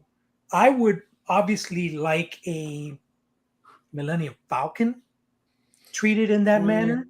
But technically, Jorge, the Millennium Falcon's already been treated that way. Yeah, I mean, that beautiful TVC one, exactly. But I don't own it, so it makes sense. Yeah, but they might reissue it. I mean, we're talking about Hasbro here. They're going to reissue it. Can I say something? Sure, go ahead. An unpopular opinion. The Cat Lair is not going to fund. I can't see that. I can't see that happening though. It's already one way there, and 60 days to go. They just can't see it. No, the thing with Cat Lair, you're coming off the Dragonfly, and the ghost has just smacked it in the face. Okay, well, continue. And again, I'm not saying that it won't. I'm just saying I just have a feeling that it's not going to. Well, I mean, that is exactly what you're saying. Well, okay. You are right. I am saying that I don't think that it's going to. Now, this is admittedly coming from someone who is not a Super 7 fan. I will be nice about it because I'm on your channel. No, you don't have to be, Lawrence. You don't have to be nice here. We're all smacking down. I mean, we got Bret the Hitman Hart in the corner here. I mean, like it's about the SmackDown's about. It's a SmackDown now. SmackDown's going to happen now. I mean, there's no getting around it. I think it came out at a bad time. I think here's what I think though, Lawrence. Just to give you just not disagreeing with you. I think these fucking companies need to actually like get a Rolodex and actually like plan out their freaking calendar. I think that's really what they got to fucking do. That's what I think. Well, and here's the other thing: is more than likely the moment that this ghost funds, the Marvel HasLab's going to hit. That's possible, yes. But anyway. Here's what we're gonna do now. I'm gonna leave you guys alone for a second. Don't kill each other. And it looks like Ken's really itching to say something. So Ken, go ahead, say your piece, and then I will be back in a moment because but I do want to say this really quickly. Giraffe, thank you for the $5 super chat, my friend. You are awesome. A small start for Ken, who needs a self-transforming Grimlock dancing in the background. Let's go. Let's go. All right, Ken, I'll forward that. I'll forward that $5 to you. No problem. No, don't that. Anyway, I will be back. Everybody, do not kill each other, please. I don't want to be liable for anything. You guys behave. I'll make sure they play nice. Are you gonna get out of control, or can I say something before that? You go. No, you go ahead, man. Okay, because it'll tie back to you, my friend. I was in the middle of saying sort of we're seeing a toy arms race, and I think it pulls in some of the things that Lawrence, a Punk with Toys, was saying. Even what Jorge was saying around, and folks, let me start there. You were talking about Syndicate. If you haven't already, it's 2023, and yet there is an existing print toy magazine out there, Toy Collector, that has an amazing article really breaking down Syndicate and the history and everything that's in the latest issue, right? Yeah, gave you a nice little nugget of. But I say that because it's 2023, but there's a print magazine of toys, and it has plenty of spaces to pull content from. And despite the fact that these folks are constantly every single day on a stream, right? Sometimes at the same time giving you toy info. toy collector still manages to get exclusives. The reason being is because we are in a toy renaissance, as coined by the person below me who's like sitting with his belt, just keep looking at him. And this notion that, man, toys are in this moment where we have no lack of choice, right? If you were a fan from the 70s, 80s, 90s, chances are someone is making new versions, highly articulated versions that like simply could not have existed when I was a kid, when I was playing this video game, or the many sequels from it. It's all happening right now, and it's all happening at the same time. That needs to tell us all here something. If the market couldn't bear it, if there weren't people out there spending ridiculous amounts of money on toys, and I say ridiculous because take away the $600 things. Like, how much was this guy, if you're familiar with Storm Collectibles? Even some of these, I know they can go cheap, but you're buying what, 2, 3, 4, and I know a bunch of you, Masterverse isn't the only version of Masters of the Universe you're getting, right? So like, think about how much money is out there. The game has changed because look at all of us. We're all functional adults with jobs. We're not the same kids anymore, right? Hold on. So I just want to say, like, right now, if it couldn't handle this, I don't think they would do it. I do think there's a chance maybe where these different crowdfunding big items start to cannibalize each other. But as I said earlier, when are we going to get a Cat's Lair of this version? When are we going to get a ghost from Star Wars Rebels, right? Like, talk about a fragmented audience. Star Wars. Oh my God, there are people. I get you. Again, we're getting it. We're getting it now because they're intentionally trying to bring people together. And so the point is, like, I'm not too worried about it. Just like I'm not too worried about the fact that, oh no, it's Sunday. Isn't Jay supposed to be on? And oh no, isn't Hella Dope supposed to be on? And oh no, isn't Mega Jay going on? Because it seems like there's a lot of people who want to pay attention to this stuff and put their money behind it. So that's why I kind of lean to like trying to step back for a second and wrap my head around what's happening. You've got Super 7, who didn't exist, 20 years ago, right? Started existing 20 years ago, I guess. Yeah, 22 years ago. But they weren't around in the 70s and 80s, but they now exist now. And they're going up against Hasbro with a Star Wars product and just finished a G.I. Joe product. Like, that's the world we're living in. While dude is creating action figures of freaking, right? Like what we were just talking about. Sorry, what was the name of that movie? True Romance, right? Like, what world are we living in where this can all happen? Where Four Horsemen can create a whole new, we're going to start sci-fi figures and we're going to create a whole new thing and launch it. Animal Warriors of the Kingdom. Yeah, that's a thing. So like, that's kind of where we're at.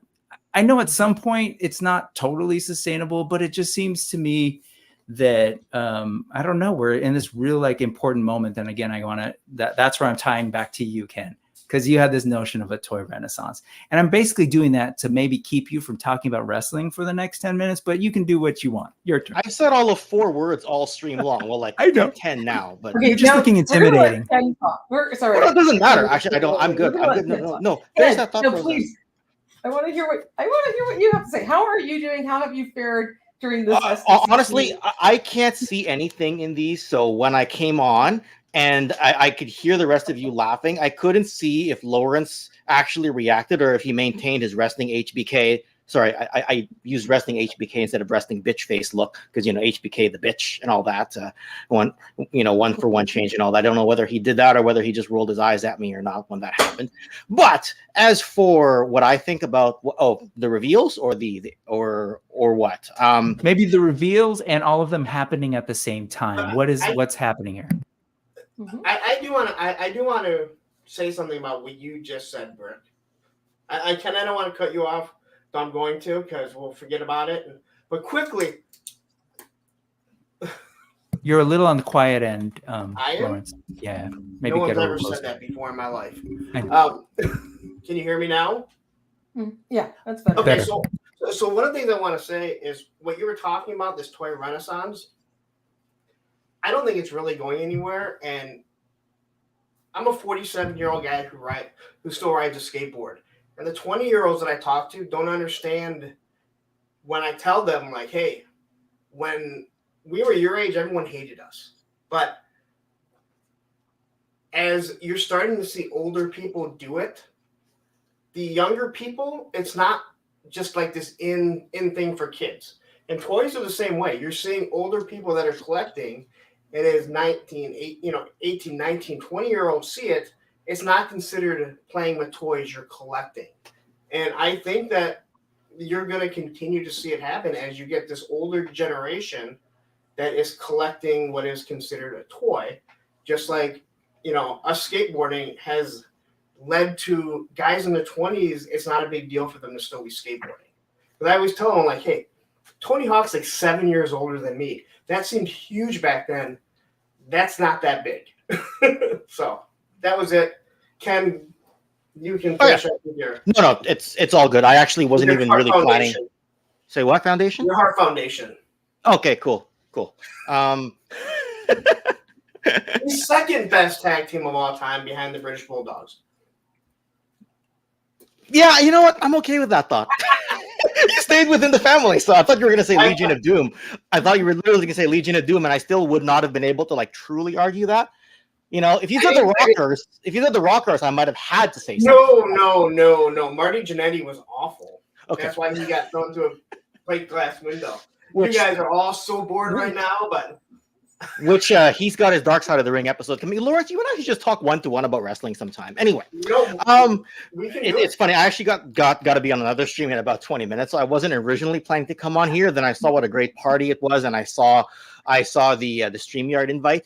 But just the absolute bomb of reveals, and just for me, it was all the G.I. Joe classified stuff that I could not keep up with, and then on top of it, all the MOTU stuff. I don't actually even know what Transformers reveals happened this weekend. I know the War Dawn 2-pack was put out, but I was like, didn't they do that ahead of SDCC? Why are they re-releasing it? I couldn't even tell. And of course, all the wrestling releases, but I think we've used our wrestling quota for this stream already as it is. So I don't think I'm allowed to use the word anymore until the next time I'm on here. And yeah, like the Super 7 Cats Lair and everything. I have a feeling that because it got some forward momentum at the beginning, Lawrence, I think it will fund. I'm not sure how far we'll get into the stretch goals, but I have a feeling that they did announce it and it did start going before everything else and the ghosts, But mind you, it still was wedged, like you said, in between the Dragonfly and the Ghost. So it's not in the most ideal spot, but there doesn't seem to be an ideal spot right now anyway. Because you want to generate the hype at SDCC. So if you wait till it's over, will the Ghost steal enough of your thunder that you will not recover from your own hype at SDCC for simply being there, right? And this is a honking big set, right? I think it's actually deeper than Eternia. I think I heard somewhere. I don't know if it's taller. Yeah. I mean, no, or is it actually taller than Eternia? I don't know. I know it's not wider. Yeah. So Eternia is 4 feet wide. This one's 3 inches. You know what is smaller than? It's 5 inches wider. Flag. Yeah. Eternia needs more airspace, right? Because of the monorail. Yes, the monorail that hopefully is not as fragile in this one as it is.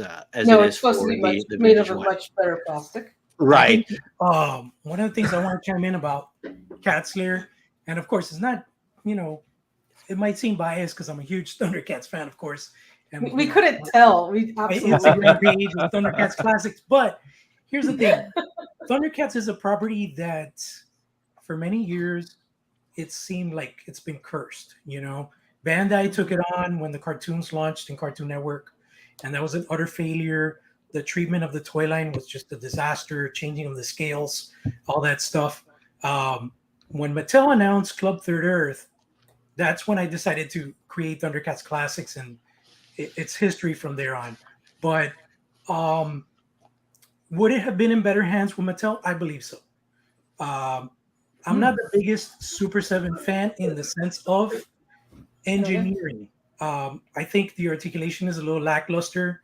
For example, I've mentioned it to Brian on some of our past interviews, where the knee articulation doesn't even allow Chitara to pull off a correct running pose, things like that. But because of that buck, it just doesn't have that articulation. At the end of the day, it's a line that's gone so deep cut. It's surpassed what LJN did. It's surpassed anyone's wildest dreams that's a Thundercats fan to think we're getting Lunatax. We got that beautiful Thunder Tank. I mean, Super 7 is not perfect. Super 7 is not the cheapest. They are sort of a boutique company. I think what's going to help this crowdfund is, like I mentioned before, the launching of the Canada partnership. And one thing that Hasbro absolutely does not have, and it just blows my mind that they haven't worked that out, is there are no payment plans with Hasbro. Whereas Super 7 offers shop pay and Affirm. And I'll be honest with you guys, the only way I was able to afford Cat's Lair is because Affirm is letting me pay for it on monthly installments for a year's time. I cannot fork out $803 right now. You know, I just can't. I have my rent to pay, I have bills to pay, I have my car note. So it's like, that's the one thing. I don't think it's probably going to reach 5K. I hope it does. I could live without the translucent Lion-O. I would like the laboratory accessory and parts, whatever. But I'm happy if it hits 3K. But at the same token, Cat's Lair is more of a rare grail type piece than any Star Wars vehicle could be. Simply because Star Wars has transcended from the 70s till today. There was a gap in the 90s and late 80s where after Power of the Force went goodbye, and then the relaunch of Power of the Force, which is what got me into toy collecting to begin with. But it's transcended. Kenner Hasbro has continuously made toys for decades and decades and decades, whereas Thundercats hasn't had shit. And now all of a sudden in the last 5 years, Super 7 stepped in, Warner Brothers gave the green light, and all this stuff is happening. So I feel that it's now or never. So people that want a Cat's Lair, that are true Thundercats fans, and let me tell you, I've noticed that there's more of a fan base for Thundercats in Latin America and in Europe than there is in the US. That I've noticed for sure. I'm constantly getting hit up by people in Brazil, Chile, Argentina. Those are like the rabid Thundercats fans. So I feel that also that counter that we're seeing is not taking into account international sales. I bet you it's only doing US right now. Once they add those international sales and they add Canada, we're going to see a big leap. Is it going to come close to the Ghost? Absolutely not. But it's a completely different, it's not apples and oranges. Star Wars is transcending. It's something that will always be like ingrained in human beings' DNA. Whether it's it is apples and oranges, yeah. Like it is culture, right? And on that, in the sense of like Thundercats is not. Some people are like Thundercats.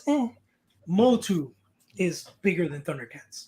But at the end of the day, I think there's enough support that we're gonna see this Cat's Lair happen. And on that note, Jorge, like a lot of people aren't huge fans of Super 7 just because of, one, the price. There you go. And two, like the lack of articulation on like an aging buck. So it just becomes a case of like, is your desire to own a modern version of that figure greater than your sort of disdain for the price and the lack of articulation in that buck, right? For me, it comes down to each individual character. I'm trying to make this choice with each character, right? Lion-O, sure, I'll go buy him. Mumra, sure, I'll go buy him, right? It's the same thing for HasLabs in general. Some people just don't like that crowdfunding model. And it just becomes, what's the first filter in your head? Is the first filter in your head, oh, they shouldn't be doing that? Or is the first filter in your head, do I need that in my collection, right? And if so, how badly? And what are my funds right now? So each situation is kind of unique. And sorry, I know you're talking about something a little different with Super 7, but I thought I'd chime in with that. No, I totally agree. And sorry, Sorceress. Yeah, that's what it's all about. Go ahead, Sorceress. One comment or one question, Jorge, because you did mention that thinking that Thundercats would be in better hands with Mattel. You said, right?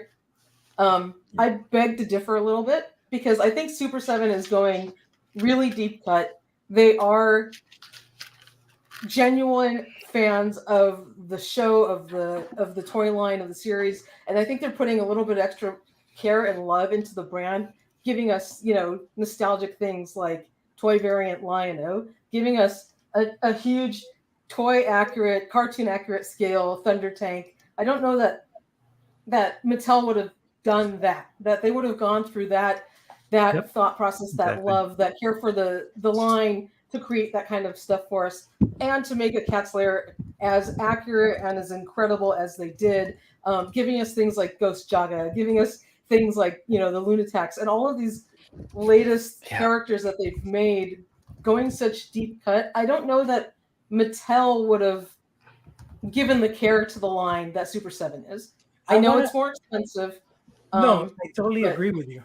And I want to but given, and you're a huge Thundercats fan, so I appreciate that extra love and attention that Brian Flynn's giving it, because he is truly a fan of the franchise and the cartoon, and he really understands it. He gives us these little accessories that are from episodes that nobody would remember, and I don't think Mattel would ever be able to pull off what Brian's been doing at Super 7 for the franchise. So I appreciate that.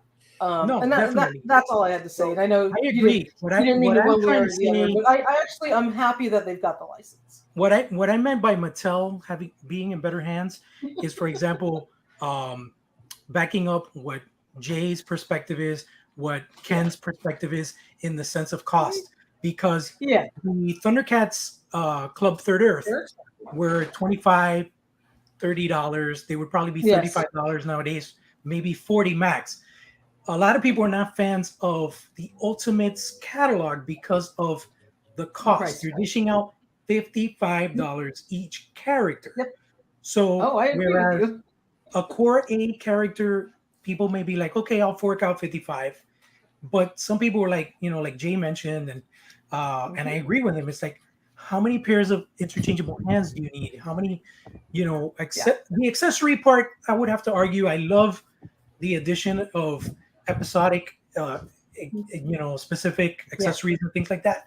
But there are many times where you look at an action figure and you're like, wait a minute, these two pairs of hands are freaking identical. Maybe there's one that has like the hinges kind of sticking out a little bit. So I get that. Ultimates is not for everybody. It's definitely deep pocket. It's a big investment. Okay. For me, I'm balls deep. And it's because it's Thundercats. Yeah, but I don't really do it with any other Ultimates. Yeah, you're not the only one, Jorge. I'm all in myself. Like I'm in more than I should be. That's absolutely true. Ken, I know you have to go. I hope you. Okay, I'm gonna give you the floor, and I'm gonna give you a chance to smack whoever you want. So basically, you have the chance, Ken, to do something before you just exit and drop the mic. Let's hear what Ken have to say. Not much. I just came on the stream for support because I saw everybody wanted to talk SDCC, and saw a bunch of great people saw a bunch of wonderful people in the chat, and said, why don't I just join in, since Jay sent the StreamYard link to a bunch of us anyway. Otherwise, I am going on to another stream on my own channel. Don't everybody drop out for that. Just do what you're doing here, and if you got time to jump over there, I'll be going for about an hour anyway. So just jump on when you can jump on. Otherwise, just it's been hard to try to time everything, because I still got stuff on pre-order, just like all of you do. And then I got to wait for all of that to come in. I lose track. I can't remember what I've ordered and from where. I can't remember what I've already paid for and what's still pending. Yeah, you basically need a spreadsheet now. And I used to keep a spreadsheet, but then after a while, you forget to use the spreadsheet. It's hard to stay in the habit of using a spreadsheet. So now I got all this G.I. Joe classified stuff to grab. I got all this other potentially wrestling or MOTU stuff to grab, though I'm more selective on that front these days. Heaven forbid they do some great Transformers reveals. I'm not in on the Cat's Lair, thankfully, nor the Ghost, because I just paid for a Dragonfly. So other than that, just keep an eye on the channel for uploads later this week. Hey, Ken, can you tell everybody what G.I. Joe Classified you were most excited about that was announced yesterday? General Hawk. I know we were chatting about this. General Hawk. I know a lot of people are excited for Clutch and the Vamp. That's close for me, but General Hawk to me is the one that I gotta have, number one. Right, Shockwave's pretty cool, but he's more he looks cool more so than being he's relatively an essential character, but Hawk is an essential character if you ask me. So that's awesome. That's that. Okay, cool. Thanks everyone, and I'll see you when I see you. All right, See you Ken. next Bye, Ken. You have a great Yeah. afternoon, Yeah. and guys, definitely hop over to Ken's stream. Give him a like and a follow. Guys, definitely check out Toy Connections. Another really great content. You know what? I'm actually going to drop the StreamYard link if any of you happen to finish early and want to jump over. But just so you know, it'll be a relatively short stream. So I'll just drop that in there for when you're done. But don't anyone drop out now. This has priority because you were on first. So okay, not going to be cheeky like that. There's no priority here. All right, Ken. We'll see you soon. Okay, buddy. Take care, everyone. Take it easy. Bye, everyone. Bye, Ken. See ya. All right, so I'm gonna put a pin in this one only because there's a lot to talk about in terms of like the overall San Diego Comic Con. We just don't want to get bogged down with the Thundercats Lair. Did anybody not give their opinion really quickly before I just put a pin in this? Like Brick, you're good. Toy Sorceress, you're good. I already know what I already know what Lawrence is saying. My opinion, yeah, no, I think we're good on that. I do want to say that like Jorge broke it down really well, and frankly, like none of these toys are for everyone. They have like strong diehard followings. I think Masters of the Universe would love it if Masters of the Universe was for everyone, but it's not.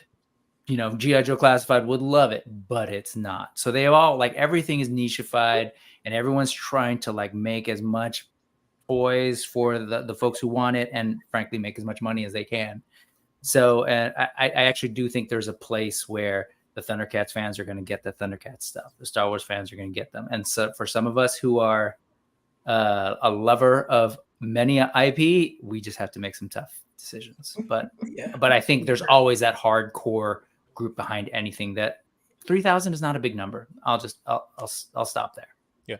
Okay. I'm just gonna put a pin in this. Not that I don't want this riveting discussion to continue. We can literally have a whole episode, and we probably will. Because I want to help this damn thing fund, no matter what Lawrence says. I really want to have this thing. Hey, I hope it funds for I everyone. need my Astro. I don't have to buy it. I have to get it. Dragonfly I have I'm just pushing buttons. I'm just doing that because I know how much Lawrence loves Super 7. I know how much he loves it. I'm just kidding, Lawrence. It's okay. But truthfully, look, here's the thing. Okay, Super 7 is a boutique company. But I will acknowledge this. They want to stay a boutique company, right? Mm-hmm. Because if they didn't want to, like, if they wanted to, they could have easily made the moves by now that NECA has already made to get into retail and to lower the price of all of their toys. But they are. Go ahead, Lawrence. Go ahead. They are. They're in Best Buy, Ultimates. Target is full of the reaction figures. Yeah, reaction's killing me, man. Reaction is fucking killing me. All right, so listen, I'm not going to say anymore because I would love to have a discussion. Yeah, and my thoughts on their quality and everything. But Lawrence, look, we're gonna do a whole stream. You, me, and Jorge. We're just gonna do a triple team, freaking like tag team, like a match. We're gonna go crazy on this. All right, we're just gonna smack everything down. All right, talking about Super 7 and their ups, their downs, whatever. But I will, and I know you're passionate about this too. But here's the reality: if they wanted to be a boutique company, they want to be a boutique company. They want to stay that way. Okay, that much is this obvious because they can easily, as Lawrence has said, they're already in Target, they're already in Walmart, they're already in Toys R Us up here in Canada. They are everywhere, right? So they have the connections. They can easily make the deals to get. They're in Best Buy. Exactly. Sorry, Toy Sorceress. Yeah, Best Buy. They're already there. They're already in GameStop, right? US anyway. Canada's a bit spotty up here, but they can get those prices down. They can. We know this, right? Why are they doing this? Honestly, we'll never know. Like, we're not going to get a straight answer out of anybody there for now, right? When they finally decide to pull that trigger, that's when things are going to change probably, and we don't know if it's going to be for the better or the worse. I will say though, for this particular crowdfund, this is a grail. This is something that's never been seen before. The LJN version, that is a toy. This is a collector's item. Okay, just like this thing, which again. This is inherited from Mattel. Okay, so it actually has the virtue of having already sort of been built already. This is a project from the ground up. All right, and the fact that they could keep it at the exact same price that they did for that thing, that's not 4 years ago. That's not an acknowledgement. That's not an acknowledgement of. That's not an acknowledgement of value. That's not what that is. Mm-hmm. You have to decide what value is. Mm-hmm. You as a person, as a collector, as whatever it is, you decide what value is. Whether or not this is going to make it, it's already 1/3 of the way there. while the Ghost is funding, and for a while it did actually stop. I was watching it very carefully. It literally stopped. Okay, and later on it picked up again, and finally now we're over the 1/3 mark. So 1/3 of the way in 4 days, guys. It's only been 4 days. All of our opinions aside, what you're going to start seeing in the next few months, in the next few weeks, is toy tubers like me, like Toy Sorceress, like Jorge, like all of us, right? Anybody who has an affinity towards this, anybody who's connected with this, we are going to be pushing the hell out of it. You guys are going to be sick of this by the time it's over. Like that's actually what's going to happen, right? Because as Lawrence is correct, in so much that if nobody says anything about this, it will die on the vine. It will, right? But we are going to be the ones to push this thing, and that's actually how this is going to get on its own. You're right on and the Super 7 is different, but there's a Kickstarter that I happened to see, and I saw it and ended like the next day. It was all O-rings for sailors. But it's also, and I don't know who it was. I have them on Instagram now, but I'm like, listen, I have my childhood aircraft carrier. It's the running joke. I have 8 shipwrecks that were given for Christmas in '85. But I'm looking at this going, why was this not pushed? Because this is what people like myself that have the aircraft carrier need. So you're right. I mean, with Kickstarters, if people aren't talking about it, no one's gonna get it. Unless it's G.I. Joe, they are classified that they're going to, fund it in a day, and then you don't have to worry about it for 40 days. Did you have to make it reaction? Yeah, that's what I had next to me. Sorry. You're literally just like throwing it in Lawrence's face, like, look, reaction figure.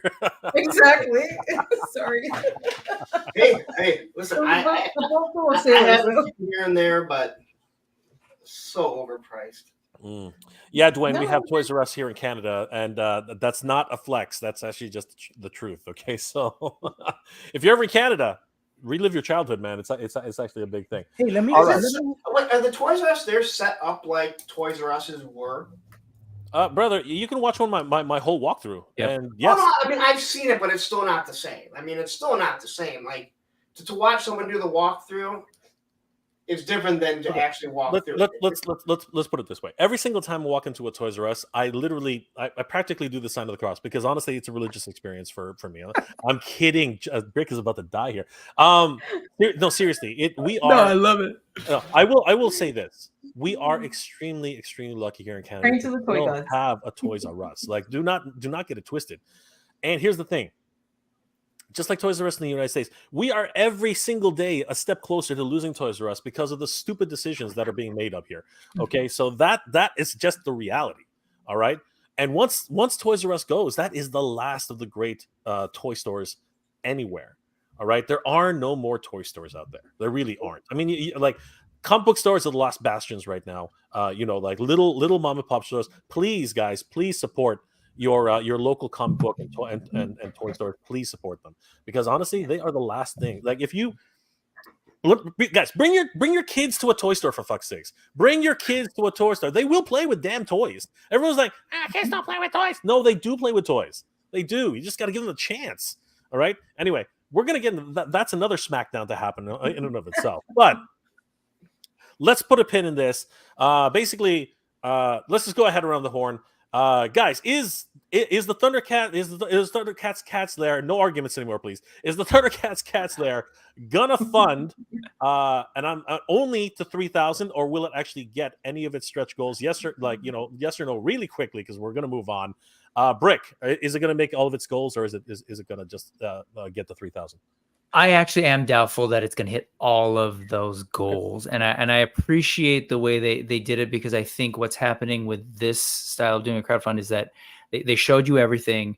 I think it's very much the way they phrase it. These are bonus items. I think they're real clear. The thing you're paying for, the $650 thing that you're paying for plus shipping, is the Cat's Lair. Like, that is the thing that you're excited about.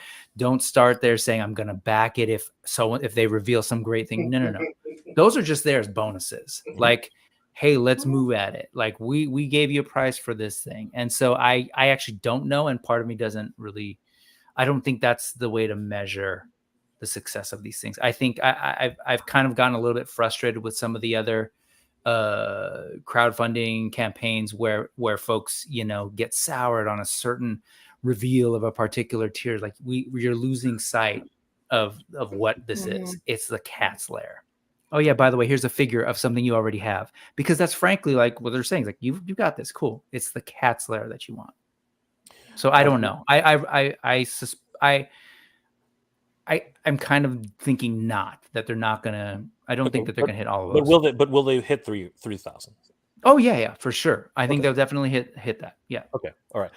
Lawrence, I'm just gonna go ahead and throw it to you. I don't think it's going to. I think it's gonna stall, and it's just I don't think it's gonna do it. Not even 3? No, I just don't. I don't think it's going to. Okay. All right. And I hope it does, and I hope it does for the people that want it. I want to say that I'm not rooting for it to fail. No one's saying that. No one's saying that. We know what your this is your opinion, and you're entitled to your opinion. There's nobody saying no that you're not entitled to your opinion. Well, no, I'm just saying like yeah. There are people that actively want crowdfunds to fail. I won't mention his name on your station, on your channel. Again, you're welcome to do whatever you like. I'm not. Yeah, a lot of people know this. I don't really care. If you want to say what your mind is, say it. I mean, it's fine on my channel. Just go watch the debate of Geek Dead Life, because I had to watch it. It is the most cringe thing of all time, but you will enjoy it. I watched it. I've had Scott on my channel. You know what I mean? And a lot of people I'm not talking about him. Well, okay. Well, fine. I know. I'm just saying everyone needs to watch that debate. Trust me. I've had my fair share. I'm not gonna. Again, I'm not gonna. We don't have to talk about anybody. But anyway, Jorge, is it gonna make 5 or is it gonna make 3?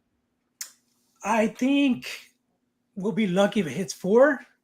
I want to say 5 would be great, but realistically, I think it's definitely gonna hit the 3. There's a lot of little details that marketing wise, I think Brian didn't handle the launch properly. If you read the descriptions on the Super 7 site, there's a lot of things that have been omitted, which were disclosed in a recent walkthrough with Pixel Dan. One of them being that they confirmed there's a light up LED screen, and that the actual head removes. And as I had said, that I heard the rumors, there's actual battle damage when you remove the head from episode 20 of the Thundercats cartoon. So that's a good those little details, they should have emphasized that stuff. They should have shown imagery. They should have shown renders in their solicitations on their website. They did.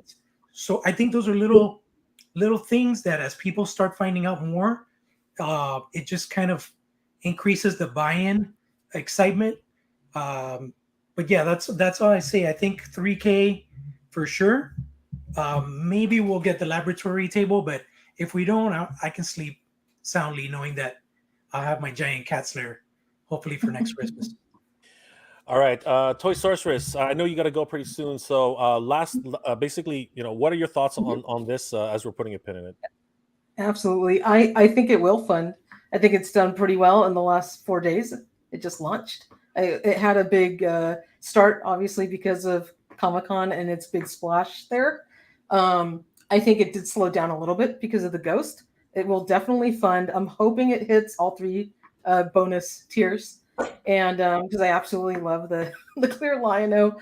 But actually, Jorge, if you do check the website, there is a section there that shows all of the different accessories that come with it, the varying screens that you can switch out on the console. And there is a section that says light up features, which shows the eyes, the crest on the chest lit up, and the backlit interchangeable LED screen in the control room. So I think I don't know if that was newly added or it's been on there the whole time. I honestly didn't have time to scroll down. I know they added the one of couple photos here with the accessory screens probably a couple of days ago. So, but it is on there. So if you do scroll down the page, they are trying to advertise all of its features, which I think is great. And also talking to toy tubers during the convention was a huge help, because then they were able to explain all of these different features. And of course, all of us who are really into it are going to watch those videos, and that'll help get the word out as well.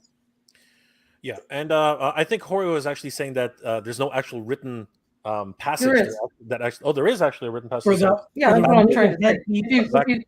If you scroll down after it shows all the tiers, it But does. the one There's thing a it section doesn't- after accessories. It says light up features. It says glowing eyes, glowing chest and emblem, backlit, interchangeable Okay, screens. perfect. But it does not. You're talking about a battle damage. Yeah, it doesn't talk about the battle it damage. doesn't Well, the mention battle it. damage head. I don't see I that never heard anything battle about damage that. collar. So maybe that one item is a little bit more ambiguous. Everything else is on here. Okay. Right. I am This curious how came they're gonna up. do- Or I was just going to say this sort of thing came up when we were talking Mhm. about the Dragonfly, in terms of like, you know, and I still think there's some theories out there about why that was a drawing versus a render and all that.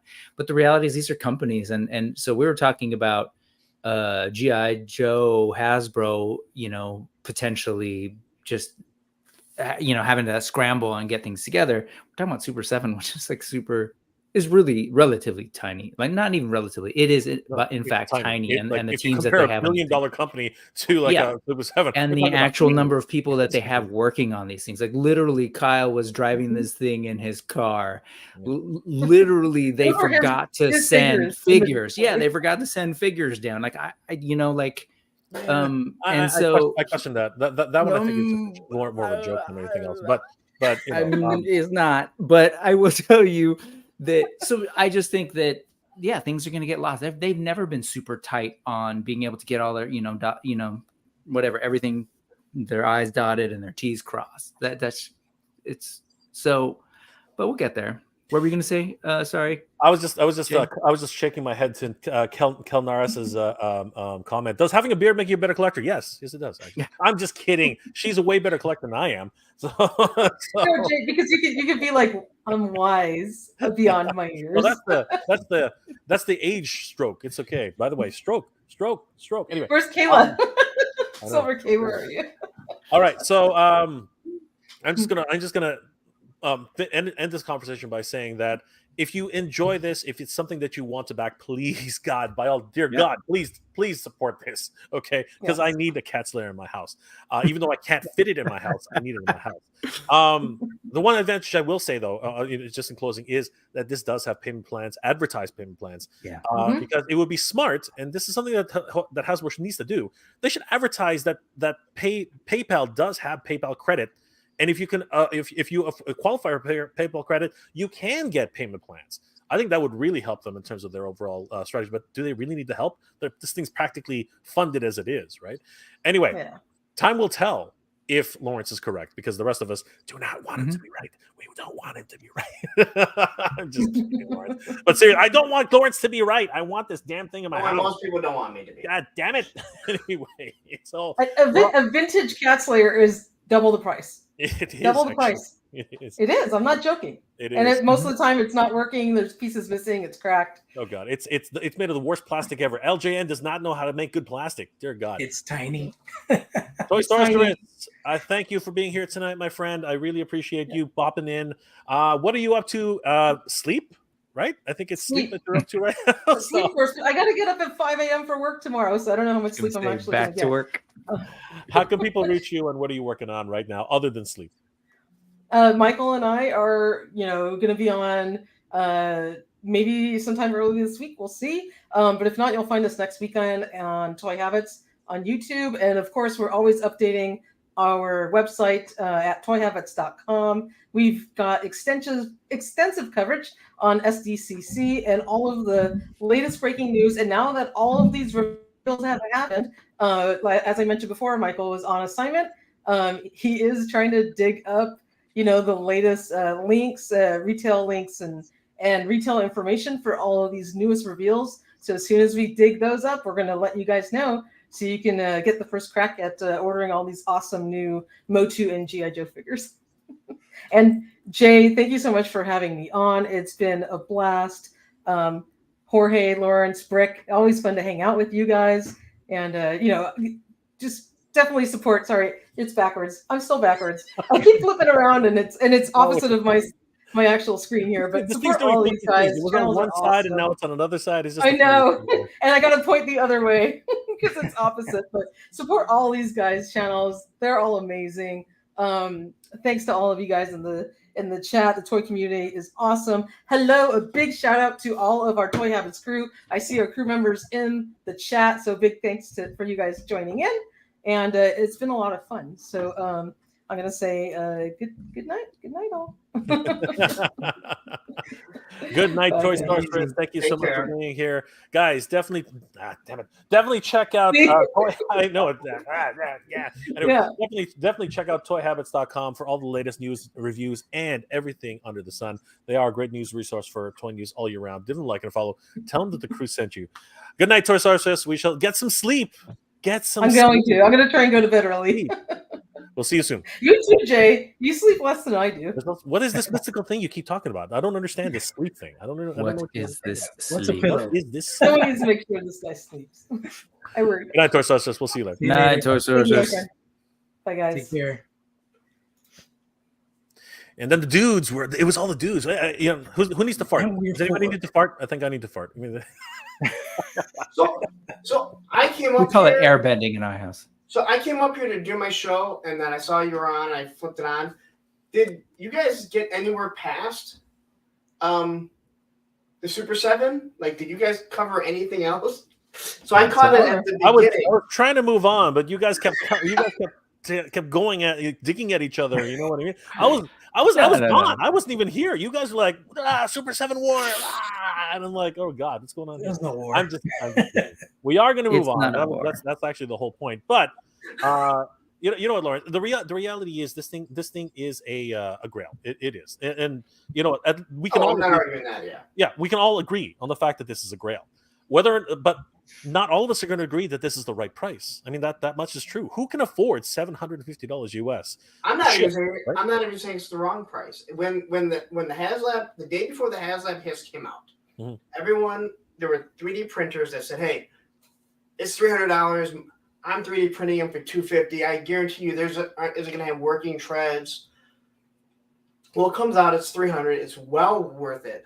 But as someone who has done 3D printing, as someone who has 2 3D printed hisses, and my buddy 3D prints me all kinds of stuff, I see all the stuff that goes into it. I'm like, $250 for a 3D printed hiss is not a bad price, you know? Yeah. But it's not even close to being what we're going to get with that HasLab. Yep. So $650 for how large that thing is, I don't think it's priced wrong.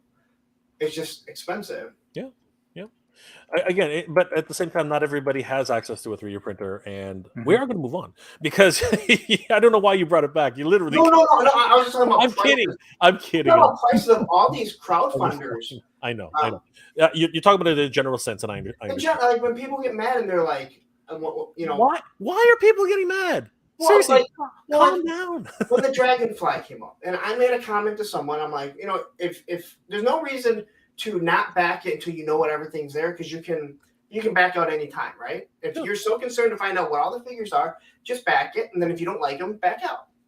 And I made a comment. I said, hey, you know, like, you know, if you can't afford it and you're scared that like maybe you'll forget or something, it's no big deal. And this guy comments back and he goes, I'm an adult, I can afford it. I'm like, I didn't question whether or not you can afford it, but $275 for a toy is still a lot of money. I don't care how you look at it. It's still a lot of money. So No, and you're absolutely right.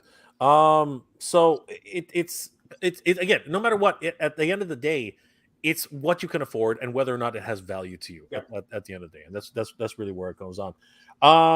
Where the heck to go? There it is. MIS1. When do you guys think Chuckles will go up for pre-order on Hasbro Pulse? I mean, technically, he's already up there for pre. I already have them, so what's in?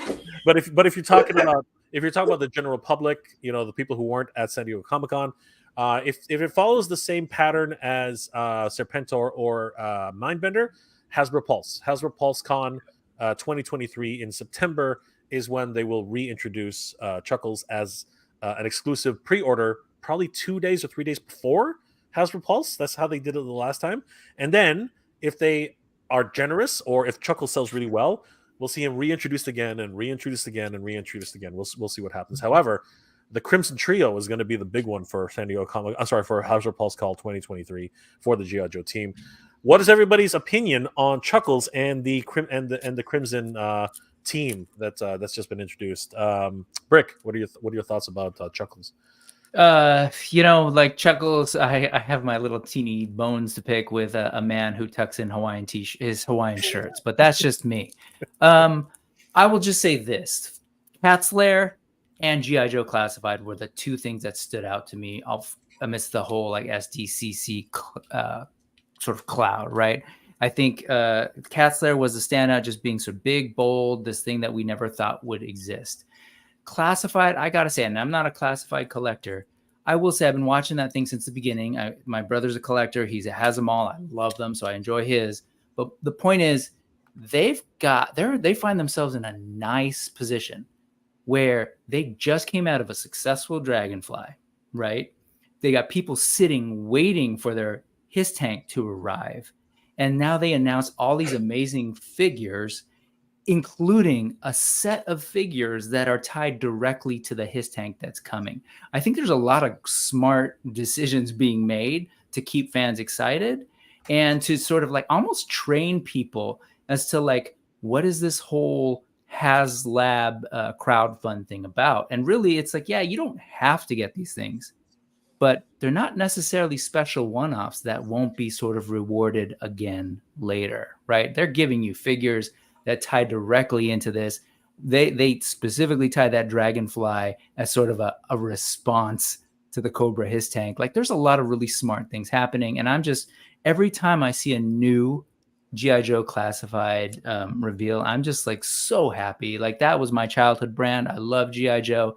And to see this thing being treated with so much love and care, despite, I get it. People are frustrated about certain things, but what I guess I'm just sort of like, I can't believe how they sort of thread that needle of being able to please the Ninja fans, the like the IDW fans, like everybody is sort of like getting little bits and pieces here. And I feel like they're slowly trying to congeal and bring everybody together in a way that, frankly, I don't think Star Wars, for example, has been successful at doing.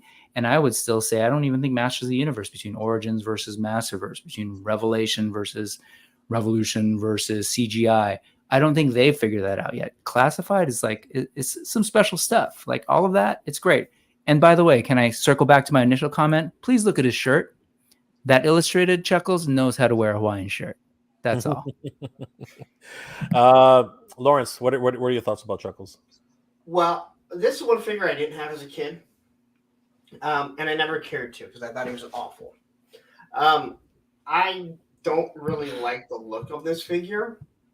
I hate the beat up head, but I'm glad they give you a second head. I don't think that face looks all that good. It's coming in slightly behind Falcon, in my opinion, from what I'm looking at. But what Brick said about the tucked-in shirt is not the problem. It is that the boots are up. So, I mean, I understand what you're saying about the Hawaiian shirt. The problem with the G.I. Joe team right now is that they have to please some of these, I'm going to make people mad, whining, crying G.I. Joe fans that want the exact O-ring in 6-inch form. And it's like, listen, I love the course correction they did from the original Classified, but I also like that they are rejuvenating. Rock and roll is different, but the same, so they can do a repaint on it. And you're starting to see that happen now, which I like. I like all the accessories that he comes with. There's something different. Again, this is total world building. I don't care what anyone says. All these different things. I hope the glasses are better than some of the other cheap glasses they've made. But overall, I like the idea of the figure. I hate the boots. It should have shipwreck's legs. They have like the jeans that are hanging down, and I'm just not a fan of that face sculpt. Jorge, are you in on any Joes at all, or are you pretty much not even thinking about this right now? No, I'm a classifieds collector, but I do cherry pick. I'm not all in. Chuckles is one of those that if I can't get them, I'm okay with it. Simply because, I agree with what he just said. Like the head sculpt, to me, it looks like a Ken, like a Barbie Ken kind of face, like a pretty boy. The beat up face looks kind of off. It's a very off exclusive to do for Comic-Con. I mean, last year, I know the climate was very different at Comic-Con, but if I'm not wrong, wasn't it Mindbender that was the Comic-Con exclusive? Yes. Last year, yes. So to go from Mindbender with all those awesome accessories and extras to just Chuckles, I would think like a much better contender would be something like a Cobra La 3-pack or something like that. God, no. Just to add a little bit of context to that, Cobra La is a different thing entirely. We'll probably get into that discussion way later. But this Chuckles actually is part of what Lawrence is saying. It's world building, and the reason it's world building is because a convention only a few months away will feature these three right here, and they're talking about an actual storyline, right? That's going to involve this whole scenario, right? And that's actually what's going on with this particular set. Because Bell had asked why is his face beat up, and that image that you showed of him running from the bats is the reason why. Sorry. Yep. Yeah, he basically had to get away from them. They probably beat the hell out of him, which is probably exactly what happened. Again, there's a lot of world building going on in G.I. Joe, and it's really very exciting as a franchise. And we haven't seen this outside of cartoons, or movies, right? And it's really exciting that companies like Hasbro are taking charge of their own properties. However, I think it also needs to be said that they gotta stop with many of these repaints and stuff. It's getting really ridiculous. I mean, in my overall opinion. But yeah, guys, overall, just really quickly, value, no value. I mean, he was what, $40, $50, $42. Okay, so value for $42. What you see right here. Because all those exclusives, they go up in price. So again, he does have more stuff than a lot of other figures.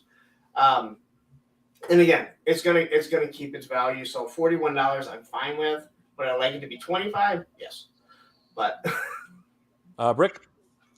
Yeah, same. I mean, if you look at how much you can buy a standard classified figure at the store for and realize that this is an exclusive, I think that price X where it needs to be. I don't like the price at retail, but that's just me. Jorge. Yeah, no, I agree. I mean, for being what it is, you know what I mean? I'm just curious because they're kind of treating it the way they did with MODOK. So I'm wondering, how they did the Elvis Casino MODOK exclusive. I'm wondering if we're going to get more standard Chuckles later down. We will. Mm-hmm. Yeah, no, we're expecting a standard Mindbender. We're expecting a different Serpentor. We're expecting a lot of different things.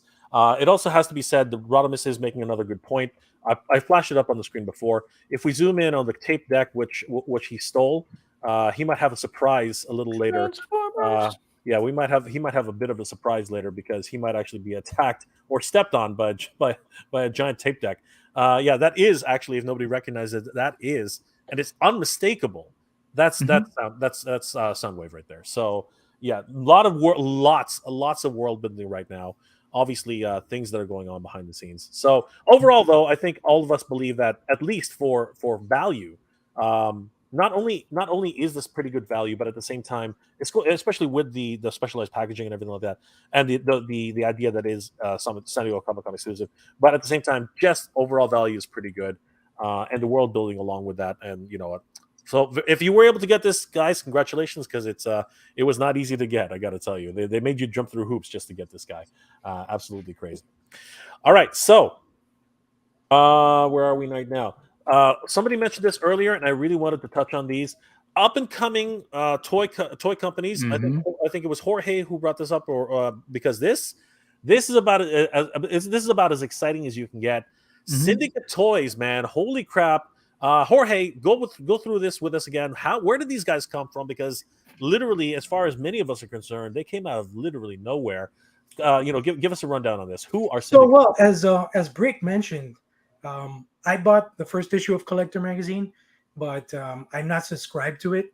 But he says in the latest issue, there's a big article talking about Syndicate, and Syndicate actually is the person that runs Syndicate, that created Syndicate, is Jerry Macaluso. If you guys are not familiar with that name, he's the owner and creator of Sota Toys from back in the day. They did the Street Fighter figures, which was pretty deep cut. They did a lot of characters. And then he's also the previous owner and founder of Pop Culture Shock Collectibles. So this is his new baby. So it makes sense why we're seeing such good quality.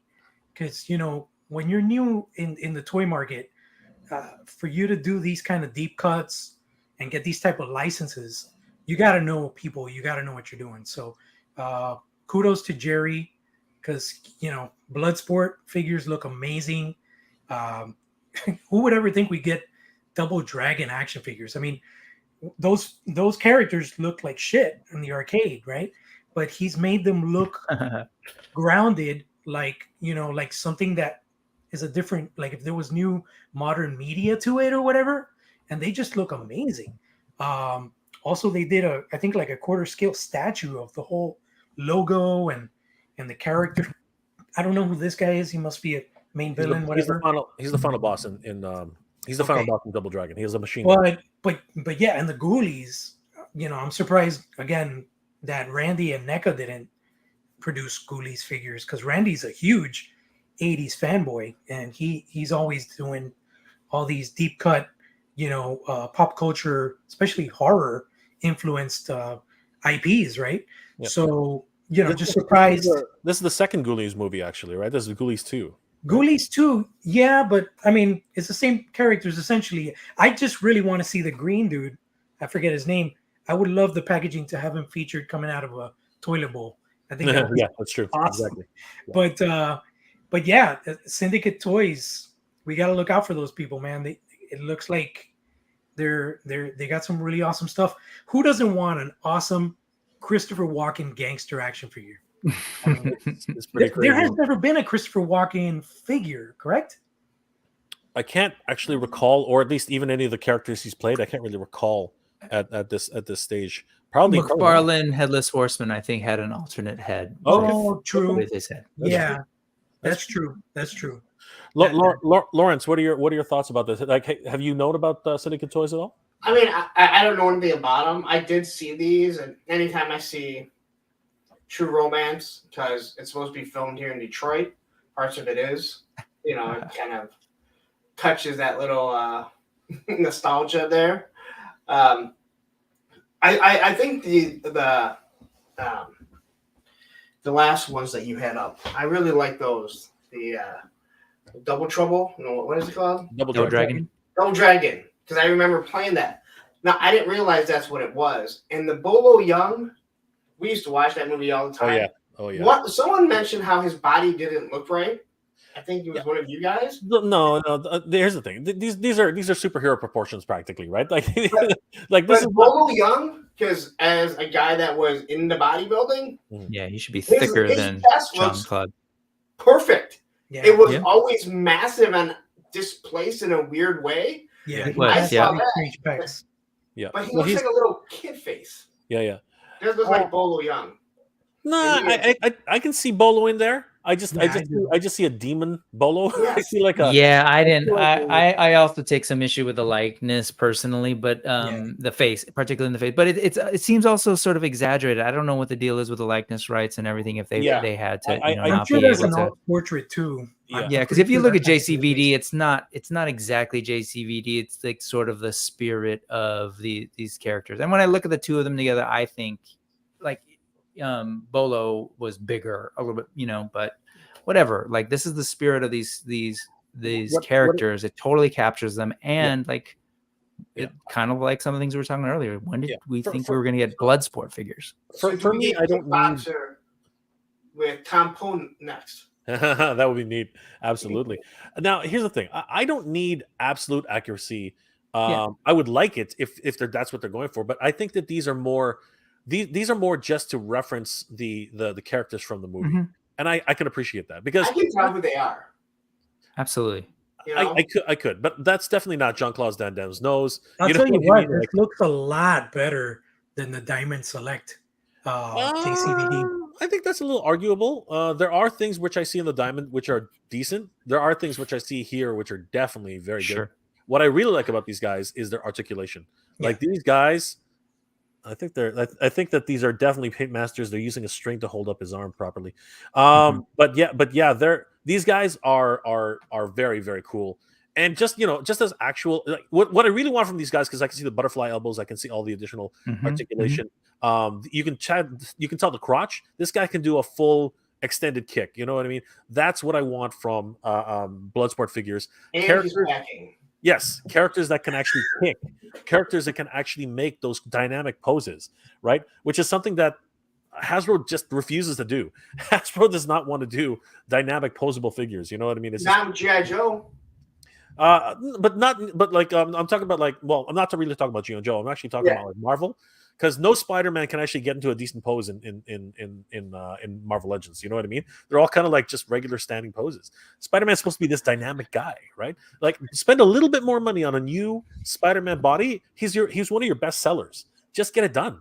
You know what I mean? That's for me. Again, that's just me getting on a soapbox, really. You know what, Jay? I'm looking at these. One, not to lose the plot, I'll just say that these are amazing, and it's a brand new company. And of course, as Jorge pointed out, and Toy Collector Magazine featured, it's not filled with brand new people at all. These are folks who've been in the game. But you can tell. I will say, if you go back to that Storm Collectibles, I often use live streams as an opportunity to unbox figures on my backlog. And boy, am I backlog, because I just opened up Liu Kang from Storm Collectibles. But it's timely, because if you go back to that Bolo figure, they seem built in a very similar way as to these Storm Collectibles. And I absolutely love these figures. And they just happen to be red and black and Asian martial arts dude with long hair. But so I'm really looking forward to see Syndicate bring this level of sculpt and articulation into a brand new line, and sort of see where it goes from there. But it struck me as very similar, right, with the butterfly joints and I wonder if the chests are soft like these, which I love, right? Just so I don't know. They look great. I'm excited. And again, it's another company who has to frankly scramble to get IP that nobody else is doing, which only means, like, on the consumer end, we're winning, because people are doing things that we wouldn't have imagined like could be done. And they're coming out faster because, somebody else is going to come in and try and race to market with this new thing. So I am super grateful that somebody's doing not Diamond Select as well. I'm grateful that any Bloodsport figures are coming out, and of course, like Lawrence said, freaking Tom Po, man, Tom Po, Nutsukao, absolutely, the Wide Warrior, man, the Wide Warrior. I mean, you already have the Jean-Claude look. Now you just have to make another one, and people will buy both of them because of the packaging. That's why you repaint. Absolutely, 100%. All right, so Jorge, my friend, I know you gotta you got to get up early tomorrow and such. I did want to touch on this. Not that I'm intentionally circling back to this, but let's poke Lawrence just a little bit more, because I know he's dying to talk about this. Promises have been made in the past about figures, and you know what? You do sort of like give passes to these types of things, but I remember distinctly hearing that from Brian that Silverhawks in silver are impossible. I believe that's actually what I heard. I heard that once. But to preface that, because after he said that statement, he did say afterwards that PVC does not adhere to chrome, which is true. Vac metal does not adhere to PVC or whatever plastic they were talking about. So fast forward to 2023, we now have Silverhawks. Oh my God! I want to get just because we still have everybody. I want to get comments from around the horn, guys. What are your first impressions? Not after like really digging deep into these, but what are your first impressions on the Silverhawks? Because personally, for me, and I'm just gonna start, these tickle something in me, man. Because like I owned a lot of these Silverhawks, and there's something like in my brain. I'm like, Jesus. Looking at this size, I'm like, are these the fucking toys I had as a kid? Because that's actually what's in my brain right now. Yeah. I'm literally like that freaking Thundercat symbol on his chest. I remember that. The way he's winging it right now. I remember that. They're not little felt wings, but goddamn, they look so good for me. I'm just talking about me. But guys, what are your thoughts? I'm gonna start with Lawrence. What are your thoughts with these? Because honestly, outside of promises, outside of everything else, I'm just talking about pure aesthetics. Pure. What are your thoughts about these particular figures? And then we're gonna get into the nitty gritty. What are your thoughts? I mean, they look good. I will say this: almost all the renders that Super 7 gives look good. How the final product comes, that's a whole nother story. But they look like Silverhawks. They look like what we had as children. And it is nice to see the shiny. I don't get that upset about back metal. I don't get that upset when people are like, Destro doesn't have a silver head that's shiny. I'm like, I'm good. So I think they look really good. But if you want to get into the stuff later on, that's what I'll stop at. All right. Well, we will touch on that. Jorge, what are your thoughts about these Silverhawks, man? Total and utter nostalgia. Absolutely, 100%. I personally spoke to Brian about this a year back, and he mentioned in the interview that back metal was something they couldn't really pull off correctly, and that this line was animation based. But then here we are 3 waves later, and boom, back metal Silverhawks. So, one wonders, is this something was this the plan all along? Or, did they kind of segue because this line wasn't selling as well? Who knows? But I'm just curious how the articulation is going to work in terms of the tension on the joints with the material they're using with the vac metal, how long the vac metal is going to last. I know a lot of people have mentioned that vac metal tends to wear quickly, but we got to think about, we can't compare 80s vintage Silverhawks to today, because 80s vintage Silverhawks, we were throwing around in the yard, throwing them in the air. They were running into trees, hitting all sorts of stuff, getting dinged. As kids, we just fucked them up, right? So now we're adult collectors. We're like dusting our shit, putting it on a shelf, posing it. So how much wear is this vac metal going to suffer? So that's going to be kind of like one of those test of time type of things that, how long is this going to be? How long is it going to retain that beautiful shiny look? Just really quick to segue, a lot of my friends that used to collect 1/6 that got out of the game, they say that a lot of the Hot Toys figures over the years, because of the temperatures in their homes and stuff, the pleather, the fake leather, and the material parts of the bodies tend to start coming apart and rotting and stuff. So again, it's just one of those things where, like, how long is that look going to be preserved? That's my main concern over time. But I'm there day in, like the first day, I think it's mid-August. These are going up for pre-order. I'm not all in though, because Monstar looks he looks terrible. Monstar, he looks like freaking he terrible. looks like the standard color of a pencil eraser. Like, it just looks very bland. And I have the first release Monstar. I'm looking at it right now, and it pops. It has these beautiful oranges and reds. I don't know why I would want a toy color. Now, Buzzsaw, on the other hand, toy color, that's got nostalgia kick off. You know what I mean? So I think I'll probably get the 3 out of the 4, and that's pretty much where I stand as far as these Silverhawks.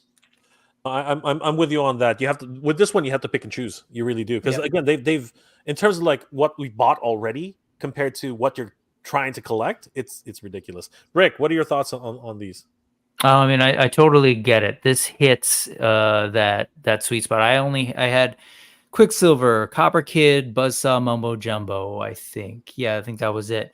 And so when I look at this, I was like, just like you, I was like, man, that's the old figure. I could squeeze those legs and see that thing kind of come right up. And I barely remember that logo on his chest, because mine was rubbed way the hell out, like after just a couple of days of play. Where's Silver K for that one? But you're killing me here, man. You're killing me here. I will say, and plus it's the addition of being in 2023 and being able to get the masked head, which I always wanted as a kid, right?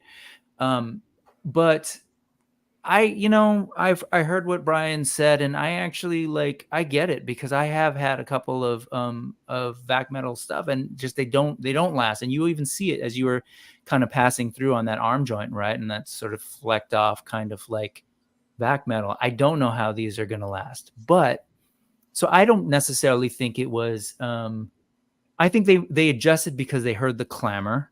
I think they adjusted because ramen toy is very much a real thing, right? Because there is sort of an existing Silverhawks vac metal thing, and there was a lot of clamor around that.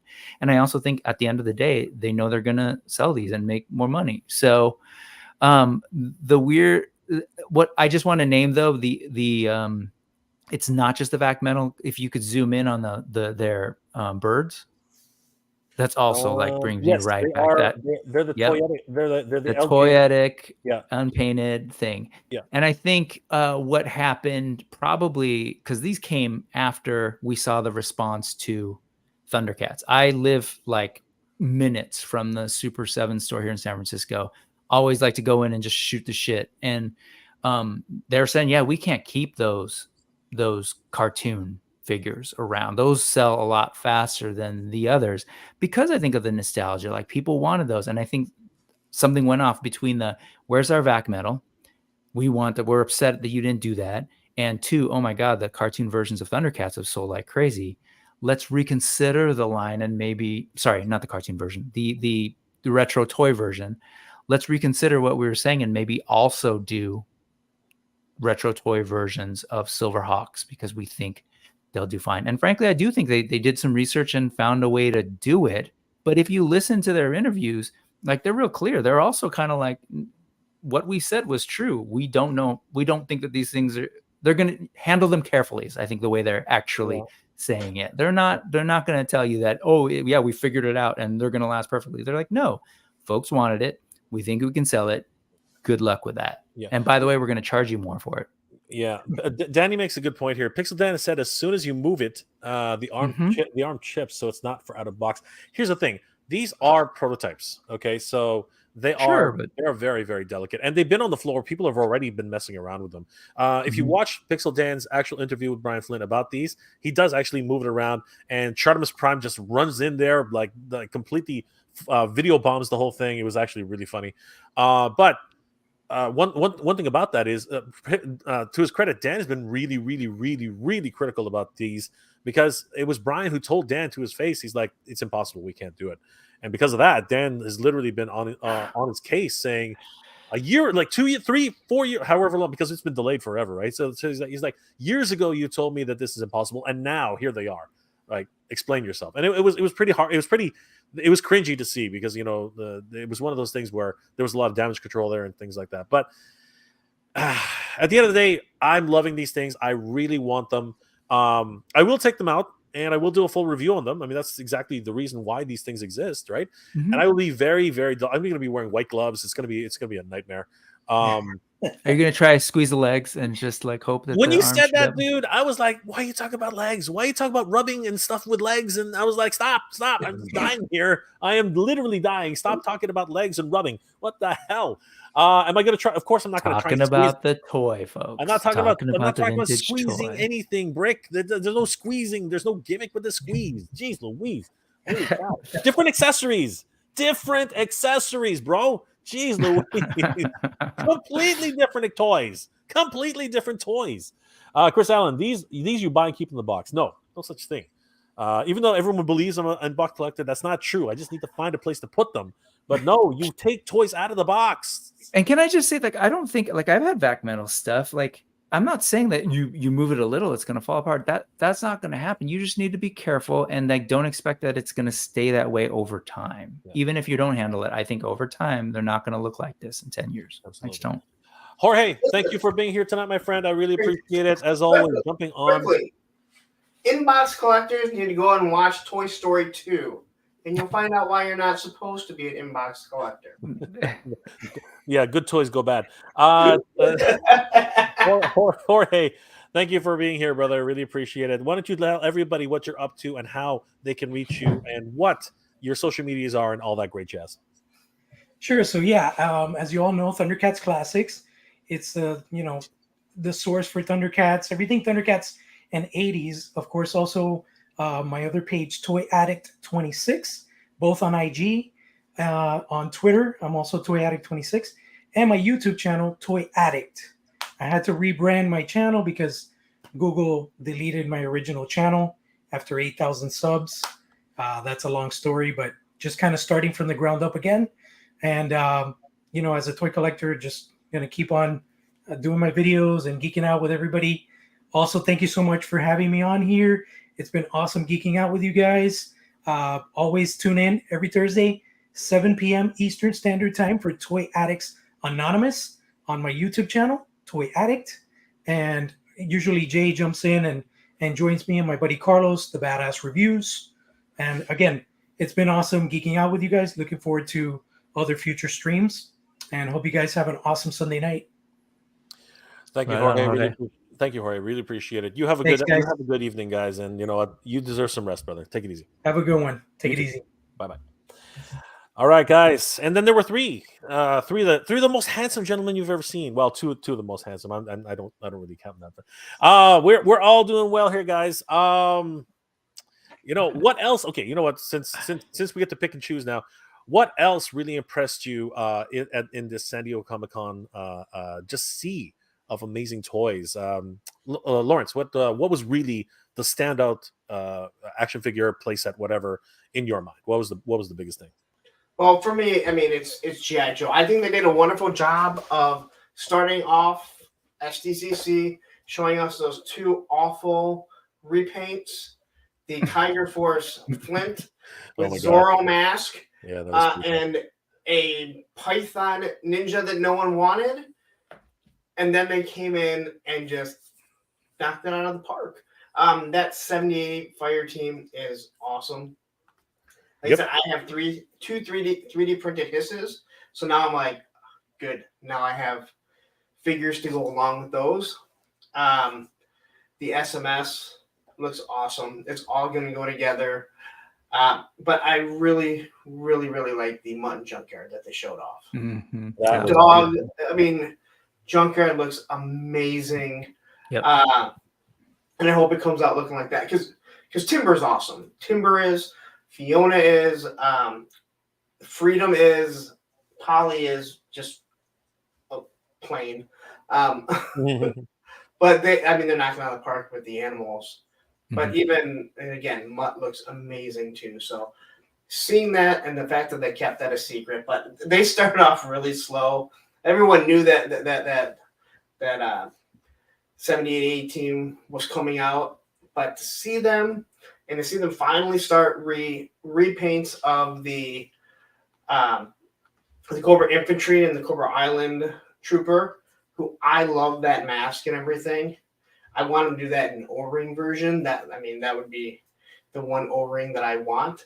I was happy to see that. And I think the color scheme is just really, really nice. Everything else they showed after those two, I think looked great.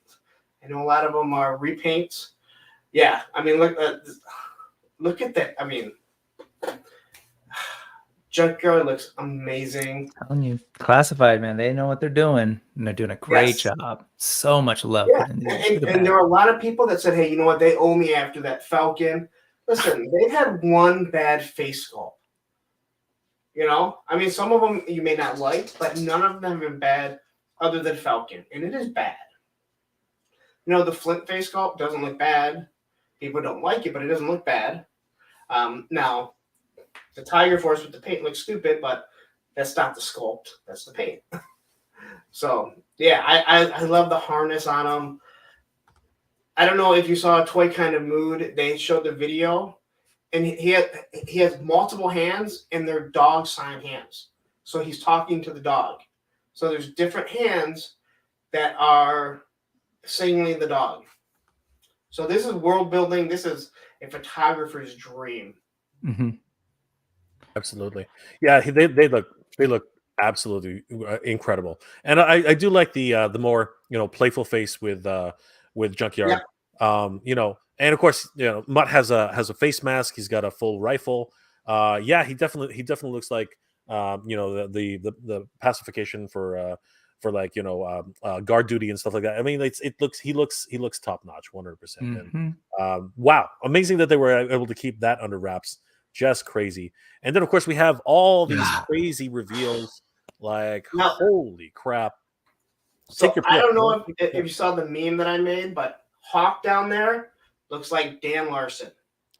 I put it on my Instagram. I mean, he doesn't. I love that I'm not the only one who does that, Lawrence, because I see that. I see Geddy Lee and Ripper, so I can't help but see other people's faces, and I'm sure they need reference. They're artists. They need reference.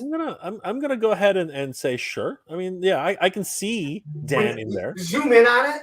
I can see Dan. I can see Dan in there. Yeah, he has a beard, but like everything.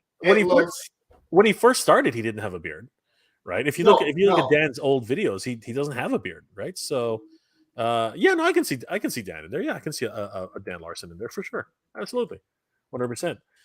But the the Dreadnoks though, oh my god, they are just killed. Like that was my favorite corner of Joe's back in the day. I mean, Buzzer here, right? Wow.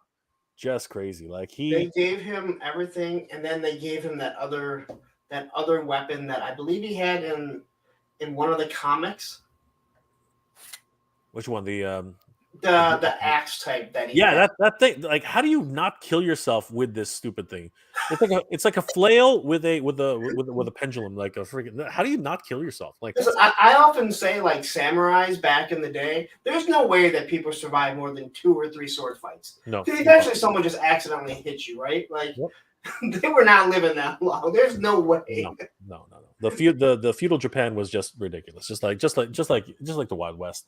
And like these guys are just killing it, man. This is Ripper, right? I think. Yeah, no, I misspoke, and I've been doing that all day. But I was thinking Buzzer looks like Geddy Lee from Rush, and this guy, I love this corner of the G.I. Joe universe, and I think they really did such a good job bringing these into the 21st century. Like all the little details and things that they've chosen to add in here are really cool.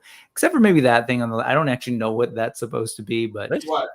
That's the Jaws of Life. Yeah, I was about to say that's the Jaws of Life. He did that with the O-ring. Yeah. See. Well, he did. He did. Yep. I just remember the gun. Everyone thought it was a jackhammer, but it's the Jaws of Life. Yeah, it's hard to tell. It's hard to tell because they're not open. But it's the Jaws of Life. You can actually tell. Because as a kid, everyone thought they were the jackhammer because it made him look like he was jackhammering. Yeah. I don't think they realized really what they were doing. Whoever did the artwork, and that's how I always thought of it as a kid. So. Yeah, you kind of don't want to really get a kid thinking the Jaws of Life and what people do with the Jaws of Life. I totally forgot that. So yeah, but I love his gun. It looks so much like the original. Yeah, it's got that crazy. It's got that crazy bayonet, which is not really a bayonet. It's more like a. But now it's painted, so we it's. They just cut through fences in the cartoon. Oh yeah, cut through cartilage, cut through bone. Absolutely. He's got that crazy knife, and what the hell is this? I've been trying to figure it out forever.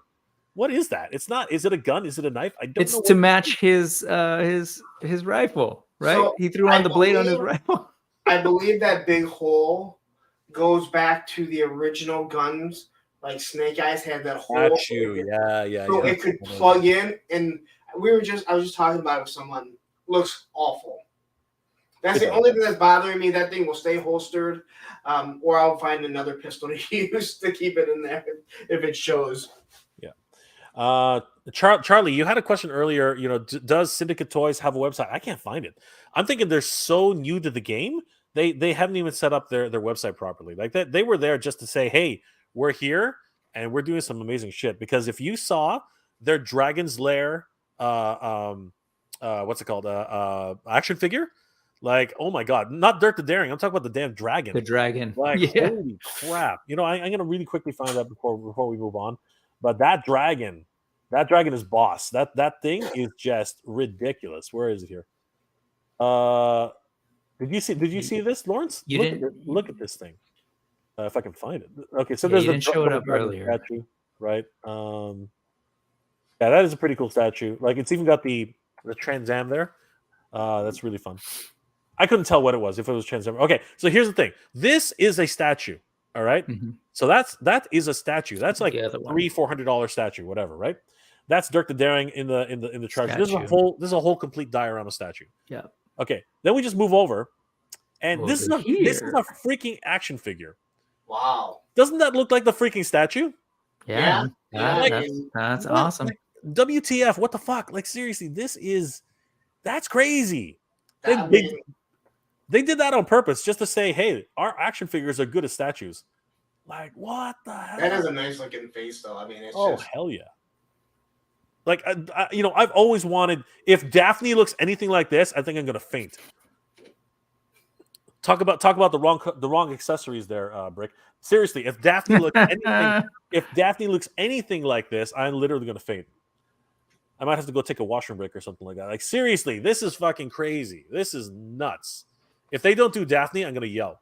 Seriously, that's oh my god, look at that thing. Yeah, it's amazing. That is ridiculous. They've picked up some real great little licenses. So you know they were going for the fruit no one was picking at. They literally were going for the figures everyone had forgotten about. All right, like Don Bluth, man, that guy has properties. Like they can do Rockadoodle, they can do All Dogs Go to Heaven. They can do so many things. Screw Disney, man.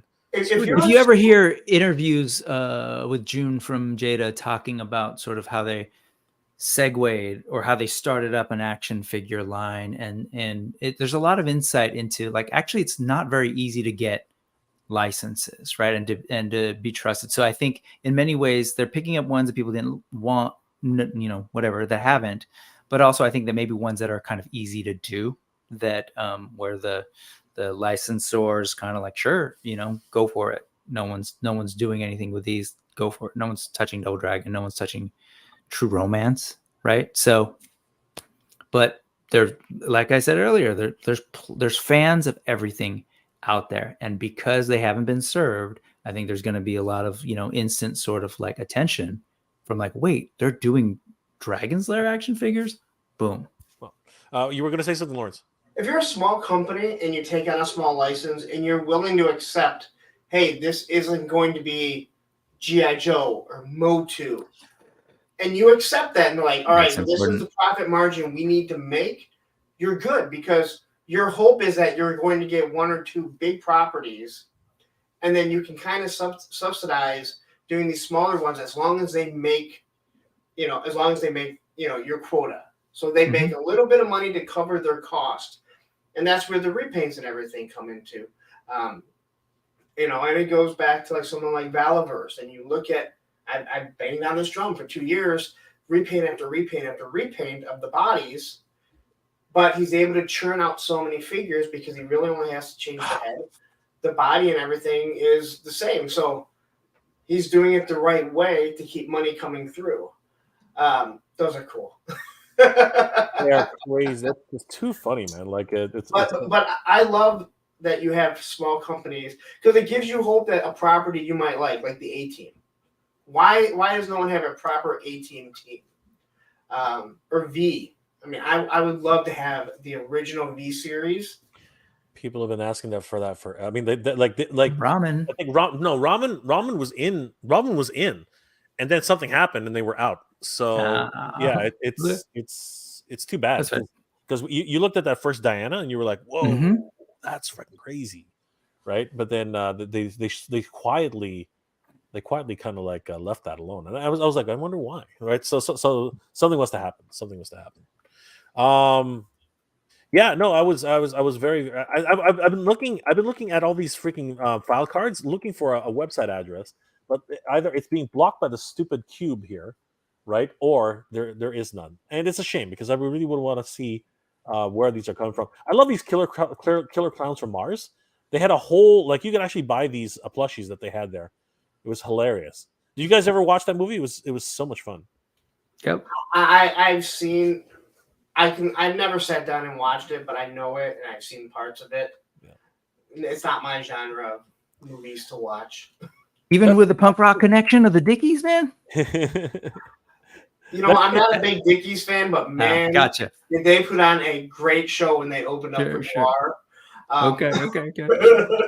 But yeah, they're creepy. Like, and you know, they're fun. Check out that wolf there, right there. Yeah, that's Teen Wolf. That's Teen Wolf, found right? it. Yeah, that's Teen Wolf, right? Yeah. I was like, is that Teen Wolf? Yeah, man, I'm very impressed by Syndicate Collectibles. They're if they actually are able to produce these damn things, this is gonna be stupid. It's gonna be ridiculous. We're gonna be spending a lot of money, guys. We're just gonna be spending a lot of money. Charlie, I have failed you. I can't find anything. Ooh, Secret of Nim. Yeah, we got on that train once we got onto the Don Bluth. Charlie. That's right, Charlie. Charlie, man. Specifically, I'm assuming the Don Bluth Secret of Nim. Yeah. No. Why was there another Secret of Nim? Well, I mean, it was based on a series of books, and it's different. But anyway, yeah. No, but the artwork, everything will be amazing. It's got to be Nicodemus. Yeah, it's got to be Nicodemus, man. It's got to be Nicodemus. It's got to be, you know, the Sparkly. We got to get the Sparklies. That's so much fun. Oh my gosh. Edward Johnson, the Killer Clowns are hilarious. Not until they get you. then you're cotton candy and you're dead. you're not getting out of that cotton candy, buddy. Yeah, I mean, there was so much, Jay, and just to chime in real quick, everything we've mentioned is great. We can't like skip over the fact that ghost, I think, is pretty amazing. But for me, just what stands out that like maybe doesn't get as much attention, we got 2 Voltrons coming. We've got some Robotech and Mospeada coming. Like these are things that again maybe don't get the same attention, but like these are things that I never thought we'd be getting modern stuff of. Let me not that I don't want to throw water on you or anything like that, but that's okay. Go for it. Seriously, who thought it was a good idea to give Harmony Gold back that license? Like just literally cutting us off at the legs. The reason why we don't get any of this stuff is because you have to import it. Right. And I'd love to talk about it, Brick. I would love to talk about it. Yeah. Why bother? Why you're right. Bother? Like we're not allowed to have any of this fucking stuff. Like seriously, I'm so pissed off. Like not at reasonable prices anyway. Like, you know, like I think Big Bad Toy Store will probably charge you an arm and leg to get them some of these things over here. I love Mospeada. You know me. Yeah. I love Robotech. I love the Valkyries. Absolutely. I love everything. But you know what? I have to go to what's it called, Toynami, to get anything, and they just don't have decent stuff. Like I bought their collection of Robotech anniversary figures. They're not that great, but they're the only things I can get. You know what I mean? Like I want a Masterpiece Valkyrie. I have one of my friends.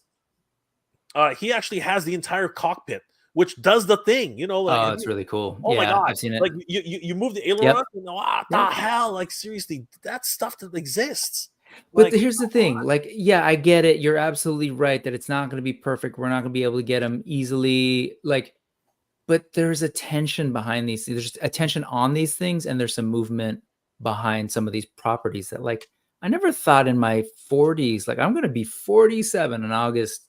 Right? That's actually the 1 year anniversary of my channel, and I never thought at 47 I'd get another crack maybe at some Robotech toys, or people would be talking about it, or G.I. Joe would be like the big thing again, and that people would be clamoring to throw $300 for a Dragonfly, right? Like this is just unreal to me. So I get excited. I'm not going to buy everything. I mean, that's the thing. That's my discipline. That's my 46, 47-year-old discipline and reality. I can't buy everything. Nope. But the fact that it's out there and the fact that other people are getting these things and super excited, like, that's great. Look, I picked up the Blitzway Voltron. Okay. And I wanted it so badly. I absolutely said no. Then here's a quick tip for everybody. Here's a fucking quick tip for everybody. Keep what the hell are they called again? Fuck, I keep forgetting their names. Anyway, look for sales because name some of the big Brick. Where do you buy your giant robots? Like fuck, I'm trying. I don't. I just watch them and watch folks like you buy them, and I'm like, that's great. I walk into Sakaido over here, which is a store over here, and I just look at everything. Then I go home and just deal with my reality. I hear you. I'm trying to remember the company that I got it from because I want to give a TF Source. Guys, here's a quick tip. Okay, here's a quick tip. Head to fucking TF Source. Okay, head to TF Source and bookmark everything you want because they always have clearances. Always. I picked up Blitzway Voltron. Like it was literally so random. I just was surfing on their page, and I picked up Blitzway Voltron for it was like $400, okay, US. That's and, it. And 400. Yeah, and the damn thing is like $600 fucking dollars, like $600 regularly. It's hold on, like right now they have $700. The damn thing's $700. Like it is a Cat's Lair. It is a fucking it's a fucking Cat's Lair, okay? And it's nowhere near as big as Cat's Lair, but the engineering behind this thing, the engineering is ridiculous. See, this brings me back. This is a perfect example, and I think Lawrence was saying earlier about Syndicate. Like, if you can get past the fact that this is not going to be GI Joe, that you recognize that these are going to be expensive toys, etc. Like, the reality is, if we step out of our whatever bubble we're in and look at imports like this, people are spending $700 on imports all the time, and in Japan, it's not like they're like cheap. They're not. They're the same price. They're not cheap, but people buy them every day because they love it and they're fans of these. So, like, I get it. We are used to a certain way of buying at retail and expecting toys to be a certain price point. But like, times have changed, and the realities, just things have changed. And so, $700 toys to some of us who are used to going to Target and paying $20 or less for a figure, however long ago that was. If you can get past that reality and recognize there are people who actually do spend hundreds of dollars on some of this stuff. You may not like it, I get it, but they're not, like, Hasbro's not making this stuff up. Super 7's not making this stuff up. So you're talking about that, and again, this isn't a flex. This is just the truth. Not only did I buy this on sale, right? Again, I had to wait for a fucking sale. Not only did I buy this on sale, but hey, what the heck? Hey, there you go, Brett. You didn't buy this. You're number one. How did I do that? What the heck happened there? There you go. Yeah. Not only did I buy that, but the what's it called? The Daiku Mario here, the GX100. Okay, that thing is $1,000. Okay, that thing's $1,100 Canadian. I was gonna mention that earlier when you said, like, I can't buy these, and I was like, I'm not gonna mention that thing that I know is over there. I find a way, but I bought that on sale. Okay, what's it called? Amazon Japan literally had it for 48% off. Yeah, I got it for. I was able to get it for, and this again, it's nothing. It's not nothing to laugh at. It's a little over $500 shipped. Okay, so that thing again. These are Grails though. These are absolute fucking Grails, right? I thought that Solo Chokugen Voltron was the one, and I missed out on that. Then it came back just before Blitzway came out, right? Well, I wonder why. Yeah, right? Yeah, I mean, seriously, right? But we gotta hurry. With Blitzway, oh my god, this thing's on a whole nother level. This like if you ever have a chance to mess with this thing, and you're not afraid to crack the paint, this thing is ridiculous. The kind of poses it does, the kind of articulation it does, the weight, it is a beast. The box, unboxing this, go watch my unboxing of this thing. This thing is like an experience to unbox. It's absolutely fucking ridiculous. Well, Jay, to bring that back to SDCC and all the things. Really quick, go for it. Lawrence, do you have any connection to Voltron at all? Like, was it a thing for you? Not at all. Yeah. Not at all. Yeah. It was just one of those things that I knew what it was, but I'd never never. You didn't watch it? No. Nope. I wasn't on around where I was here in Michigan. And if it was, I didn't watch it. I mean, I looked at it and I saw, I'm like, oh, that's a Transformers knockoff. Even though it preceded Transformers by a year or two. Listen, that was your response. Totally. Yeah, when you're like 7, 8 years old, there's a lot of things. Yeah. You think of the knockoff. No hate here. No hate here. I totally get it. What were you gonna say, Brick, before we circle back? Oh, I was just gonna try and tie it back, the sort of like tangent on these really expensive import toys. Back, like we just kind of scratched the surface and of what happened at SDCC. Some people are bringing stuff up, like there was Mondo there. Like the fact that Mondo exists and is really selling you Masters of the Universe figures for $200 each. Just saying, like, this is a different time. As adult collectors, we have the ability, we have the disposable income. Even if we don't, there are ways to do it. right? Which is stupid, and I'm right there. But that is the reality we live in. If you want something badly enough, you can. Like these 3-0 GI Joes. Yeah, I had the Storm Shadow. I paid $150 for each. Gorgeous. Now I think they're selling the new figures for like 170, 180. And they're still $100 less than what Hot Toys sells their stuff at. And I think they're absolutely wonderful. I see that the roadblock and I'm like, wow, should I wait till finding on clearance or should I just not? Because now I'm all in on Mezco, which is spending $100 on a 6-inch figure.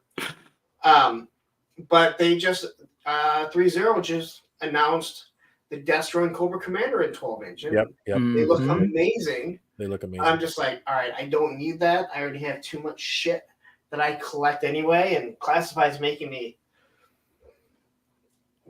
tone down things. And thankfully for me, the Origins, we're getting to figures that I have no want for.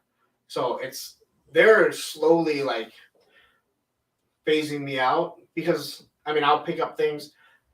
I didn't realize Mossman was $40. I'm like, I'm not even searching for it. Yeah, I'm not spending $40 on a Origins figure, which really he's flocked and he has a head. He has an alternate head. There's not enough to what Origins give you to justify that for me. Yeah. Well, I get it. And I think Masters of the Universe, I didn't even touch that, which is like one of the main sort of nostalgia properties that I'm still sort of chasing these days. Like they announced some great stuff. It just kind of, like I've got a motherboard coming. I'm so happy someone was there, picked one up. I can save a little bit on shipping. But that thing is cool. Like the figures are great, but the Revolution stuff I'm super excited about. The story stuff that we got, a sense of, and maybe a hint at what toys are going to be coming. I don't know. It's just there was a lot at SDCC. I feel like we didn't scratch the surface, and then we've got people coming in who are like on the chat who are like, "You guys still going?" We are. All right. Like for my show, like I do a 3-hour show, 3+ hour show by myself on Monday nights. That's my cheap plug. But I don't touch Ghostbusters. I don't touch Transformers. I don't touch TMNT. I have no interest in them. And there's other good channels that you can go and watch if you want to find out stuff. There are some things that I may not be fully into, but I like them, so I'll talk about them. Mm-hmm. That type of stuff, it makes it. I'd be doing a 5-hour stream if I was talking about all that stuff. Lauren, you're doing it right. But you stick to one topic, and that you become the expert. You are the expert in that, and that's how you grow your channel quick. Doing stuff like what I do, where I talk about everything. It's kind of like I became a GI Joe channel, and I'm like, yeah, that is my bread and butter. But it's funny because the running joke is the moment I started talking about Master Universe, I literally will watch streamers start dropping. I'll drop 5 to 6 streamers right away. So I've learned to bookend. I start with Masters at the beginning when I know that I have less streamers, and then I watch it build up. And then by the end, people are tuning in to hear about G.I. Joe or hear about Valaverse, those different types of things that I'm going to cover. So, but cutting out TMNT and not covering it, that is such a huge thing that you are just taking out. I think Transformers is a whole nother beast. Yep. Like there are people, I saw Tidarium Hanger and I watch his stuff, almost every week. Yep. And every time I watch it, he'll do like a 30-minute recap, and 20 minutes is Transformers. And I'm like, I'm so glad I don't collect Transformers because there's so much shit from so many different companies. It is a global brand. And it's just huge, just absolutely huge. Mike, of course, Tidarium Hanger. Is there enough money to support all these reveals? No, of course not. I'm just kidding. Like honestly, it is. This is why these companies are vying for your dollars, right? You know what? Yeah. It's good. Diversity in the market means we get better shit, right? That's really what it boils down. And there was no Four Horsemen there, were there? There was no Boss Fight Studios. But the Four Horsemen, I was waiting for. PowerCon is their con. right? Yeah, PowerCon, no, I understand. PowerCon, of course, lead. Yeah. yeah, But and I'm they have just their saying, own. like, They have their own. They thing, right? went there, and those are some. I mean, they're big companies in the toy industry. Oh, yeah, They're well, not Hasbro, they're up. Mattel. They're definitely up and coming. 100%. Yeah. They are one of the smaller guys, but they're moving fast. Like people are Yeah. loving their stuff, and that's what you have to do. You just have to be confident in your product and really stand by it, and that's what's really important. Guys, this has been freaking amazing. Thank you so much for joining me. Holy crap, we've been going for 2 hours and 49 minutes. This actually might be one of my longest streams. I think I've gone longer than this, but this is actually pretty long. I've had a blast, guys. Thank you so but you'll much. go live in like 10 minutes when we get off. Enjoy yourself, Lawrence. Definitely. And you know what, guys, definitely check out A Punk with Toys, wonderful content creator. And on that note, Lawrence, how can people reach you and what are you up to these days, my friend? Well, A Punk with Toys on Instagram, Twitter, TikTok. I feel like it's the end of one of my review videos. Every Monday, 9 p.m. Eastern Standard Time, I go live for at least 3 hours. I'm a solo. I do everything alone.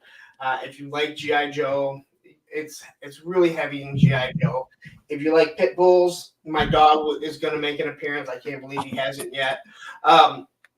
But yeah, it's literally Monday Night Toy Ramblings. It is me rambling on. And yeah, every Monday, of course, I say that I'm going live this Monday, and then I go to Disney World next week, so I actually won't be here. But since December, it's been every Monday at 9. Consistency is king. So that is correct. Consistency is king. Guys, definitely check out A Pump with Toys on YouTube and, of course, all over social media. Brick, my friend, how are you doing? What are you up to? And how can people reach you, brother? I'm doing okay. The family has been doing lots of traveling, and I finally landed. But if consistency is king, which it absolutely is, I am a peasant. I'm not consistent.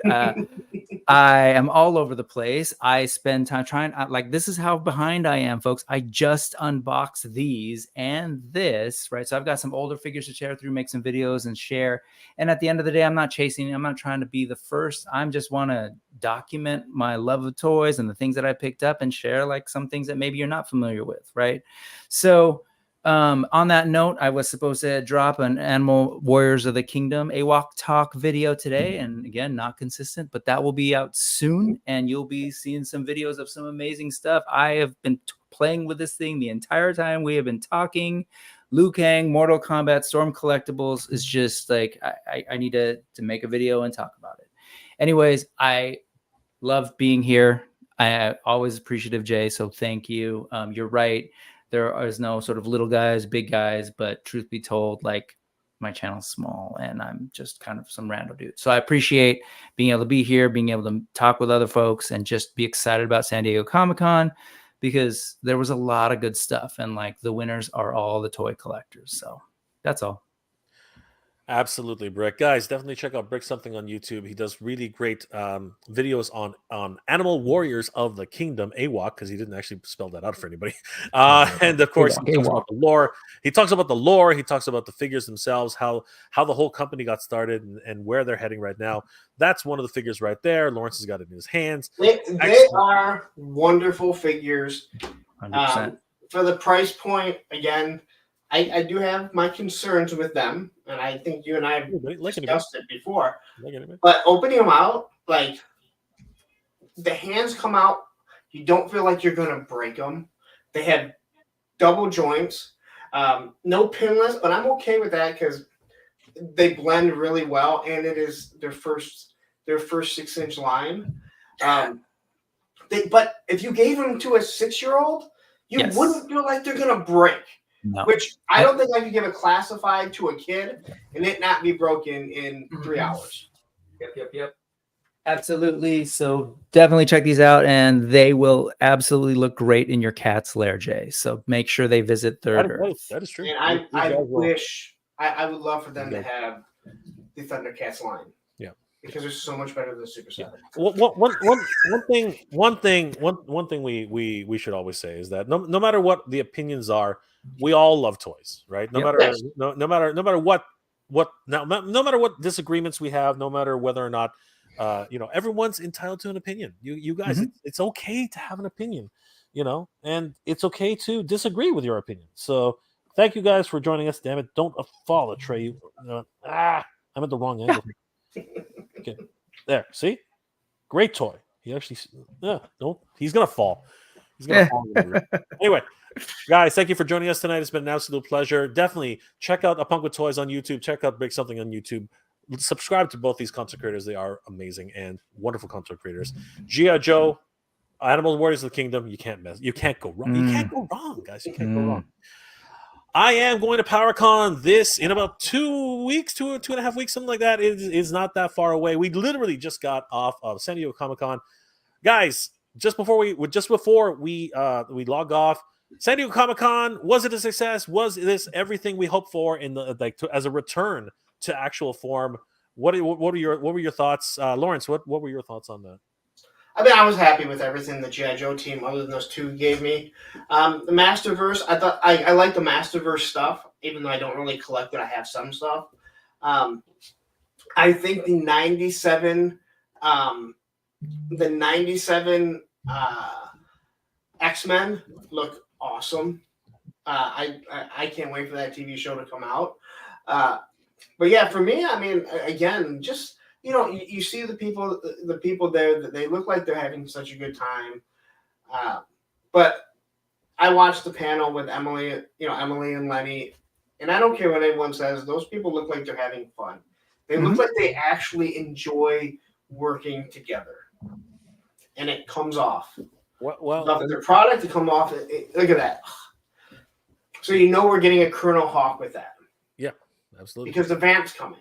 So you got to have a Colonel Hawk with that. Yeah. Well, I mean, how can you not have fun when you're making your company that much money? I mean, they are batting 1,000 for every single HasLab they've been involved with. It's insane.